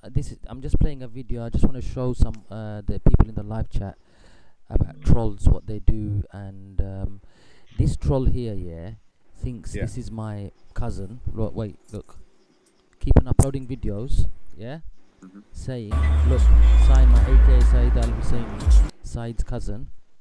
Oops, hold on. Alright. So I just wanted to tell everyone that this is not my cousin. I do not know. He actually made a whole account of me and my cousins. Look, all of these. People are sick, man. People have got so much time on their hands, man. No, that's some sick person. You know, I'm just I get worried. Is he really gonna sometimes pull out my real cousins one day? I don't know. And who cares? You know, people who try to expose other people's sins, they get exposed themselves. Basically, you know poor what I mean? girl, whoever she is. Well, if she's putting it out there, but still. Yeah, exactly. You know what I mean? The guys are some sicko, really. Just sickos, bro. Yeah. The best way just to ignore them, man, and try to advise the chat. Guys that try to sexualize women, exactly. Like that, just sickos. The guys are some sickos. Imagine that was his sister. No. Just sickos, bro. Yeah. And they say, oh, why do Muslims tell the women to cover themselves up? You know what I mean? Look at that crap. You know, exactly. There you go. They simmer in their own soup, man. Yeah. I'm telling you. Yeah. But anyway, yeah, like we were saying, I don't think Leo Muhammad is a threat. Honestly, I should have been more polite with him, but I knew if I didn't I want to see that. I want to see your video. What do I need to type into? It's on Mr. Rex's channel. I didn't debate him. I was heckling him mostly, but what he said, if you heard him in the background, he knew that I was speaking some kind of truth to him because he knows that I know his beliefs, man. I'm aware of them. You know what? They got rid of Malcolm X because he was actually one of the few that was actually 100% on the hook. He was on. I think. No, what happened? What happened? FBI, CIA. When he realized the truth, that's when they got rid of him. That's it. Basically, he was getting ready to go to the United Nations and say, "Look what America is doing to the black people here," and he had a lot of support from a lot of the black nations and a lot of the Arab nations who were willing to back him and go to the United Nations as well and say, look, how America is treating the black people. That's the last major thing that he did before he was assassinated. He didn't do anything else. That was the last major thing he did. If you actually look through his life, that was the last major thing he did when he came back from Hajj and all that massive trip he had done all over Africa and the Middle East. He come back with all this support from a lot of the Muslim nations and from the Arab nations and the African nations saying, yes, we're going to support the black people in America and we will back you at the United Nations. He did the speech at the airport. He came back, he said all this stuff, and then shortly after, bang, he was taken out. And that's why they do. What's his name? What's the other black leader's name? Martin Luther King. They do Martin Luther King days, but they don't do Malcolm X days because Malcolm X he was on it. He was on it to do it real. Well, here's the thing about Malcolm X. Even before he went back to the true Islam. When he was during his preaching days of Nation of Islam, he did have a lot of truth in his words. So he did have Allah blessed him with still wisdom even in his jahiliyyah. But what he said was very profound back then. Even when he said that he used to disagree with Martin Luther King, and he said, "Why would a person just say?" Because Martin Luther King, even now, I don't agree with his views. Like he would say. Peace, like that Christian theology. Just give your right cheek. Yeah, Gandhi. Yeah. It's the same thing the Christians say today. That if whoever slaps your cheek, give him the other. That's what Martin Luther King was about, and it worked in some way. But the problem was, it never until now. That's why black people have a problem in this country. Yeah, you see, you can't use the Gandhi. You can't use the Gandhi model when you're the minority. Exactly, and the problem, the majority. Yeah, the problem is what Malcolm X used to say is it doesn't make sense because it's not a natural belief to give your cheek every single time. 7-8 swine, 7-8 swine. Yeah, and also the brothers there. And also, like they had the King Faisal assassinated of Saudi Arabia when he gave the speech. King Faisal of Saudi Arabia. King Faisal of Saudi Arabia. He was assassinated after he gave the speech of Muslim brothers, come on, what are you guys doing? Let's go to Palestine. Yeah. And then he was shortly assassinated by his own nephew who came back from the United States. MK Ultra. You see what the plan Ultra. is. Yeah. MK Ultra. I don't know if you guys have seen there's actually a video of Darren Brown, the assassination of Stephen Fry. Yeah, and they show you how Saran, he was another patsy who was brainwashed and programmed to murder Robert Kennedy. You know what I mean? Well, they've been doing this for years. Well, the thing is, while Martin Luther King's strategy was good in a way, but it was unrealistic. That's what Malcolm X's and it shows that's why they don't celebrate Malcolm Day or anything out here. They only celebrate Martin Luther King because they know, hey, if you guys act like him, then you'll get your rights. But if you act like Malcolm X, then you're just going to be a violent, black person. You're going to be a violent minority. No. They want you to think.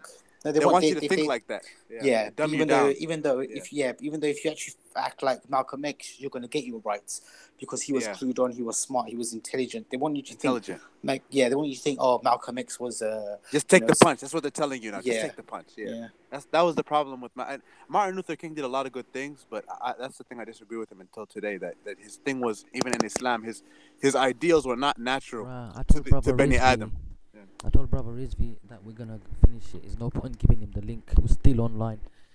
But we're gonna finish I don't know why he, like you guys joined in. I didn't send you no links. He should have been able to join as well. I don't get it. You have to give him an invite. I think you gave me an invite. He's in this invite. This is from yesterday. Oh, that's weird. It might be because we've all been on a lot recently, so maybe it's easier for us to get on.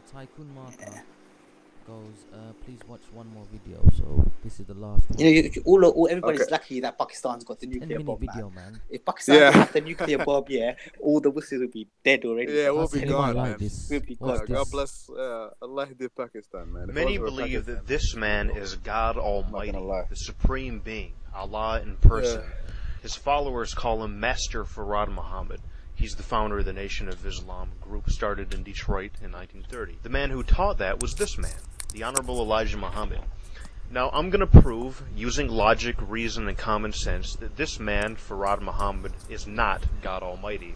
According to Elijah Muhammad in his book Message to the Black Man in America, on page 92, he refers to God as, quote, the all-knowing one. In one of his other books, Our Savior Has Arrived, on page 16, he claimed that God is, quote, all-wise, all-knowing, and all-powerful. On page 56 of that same book, Elijah Muhammad said that this man, Farad Muhammad, is the all-knowing Supreme Being.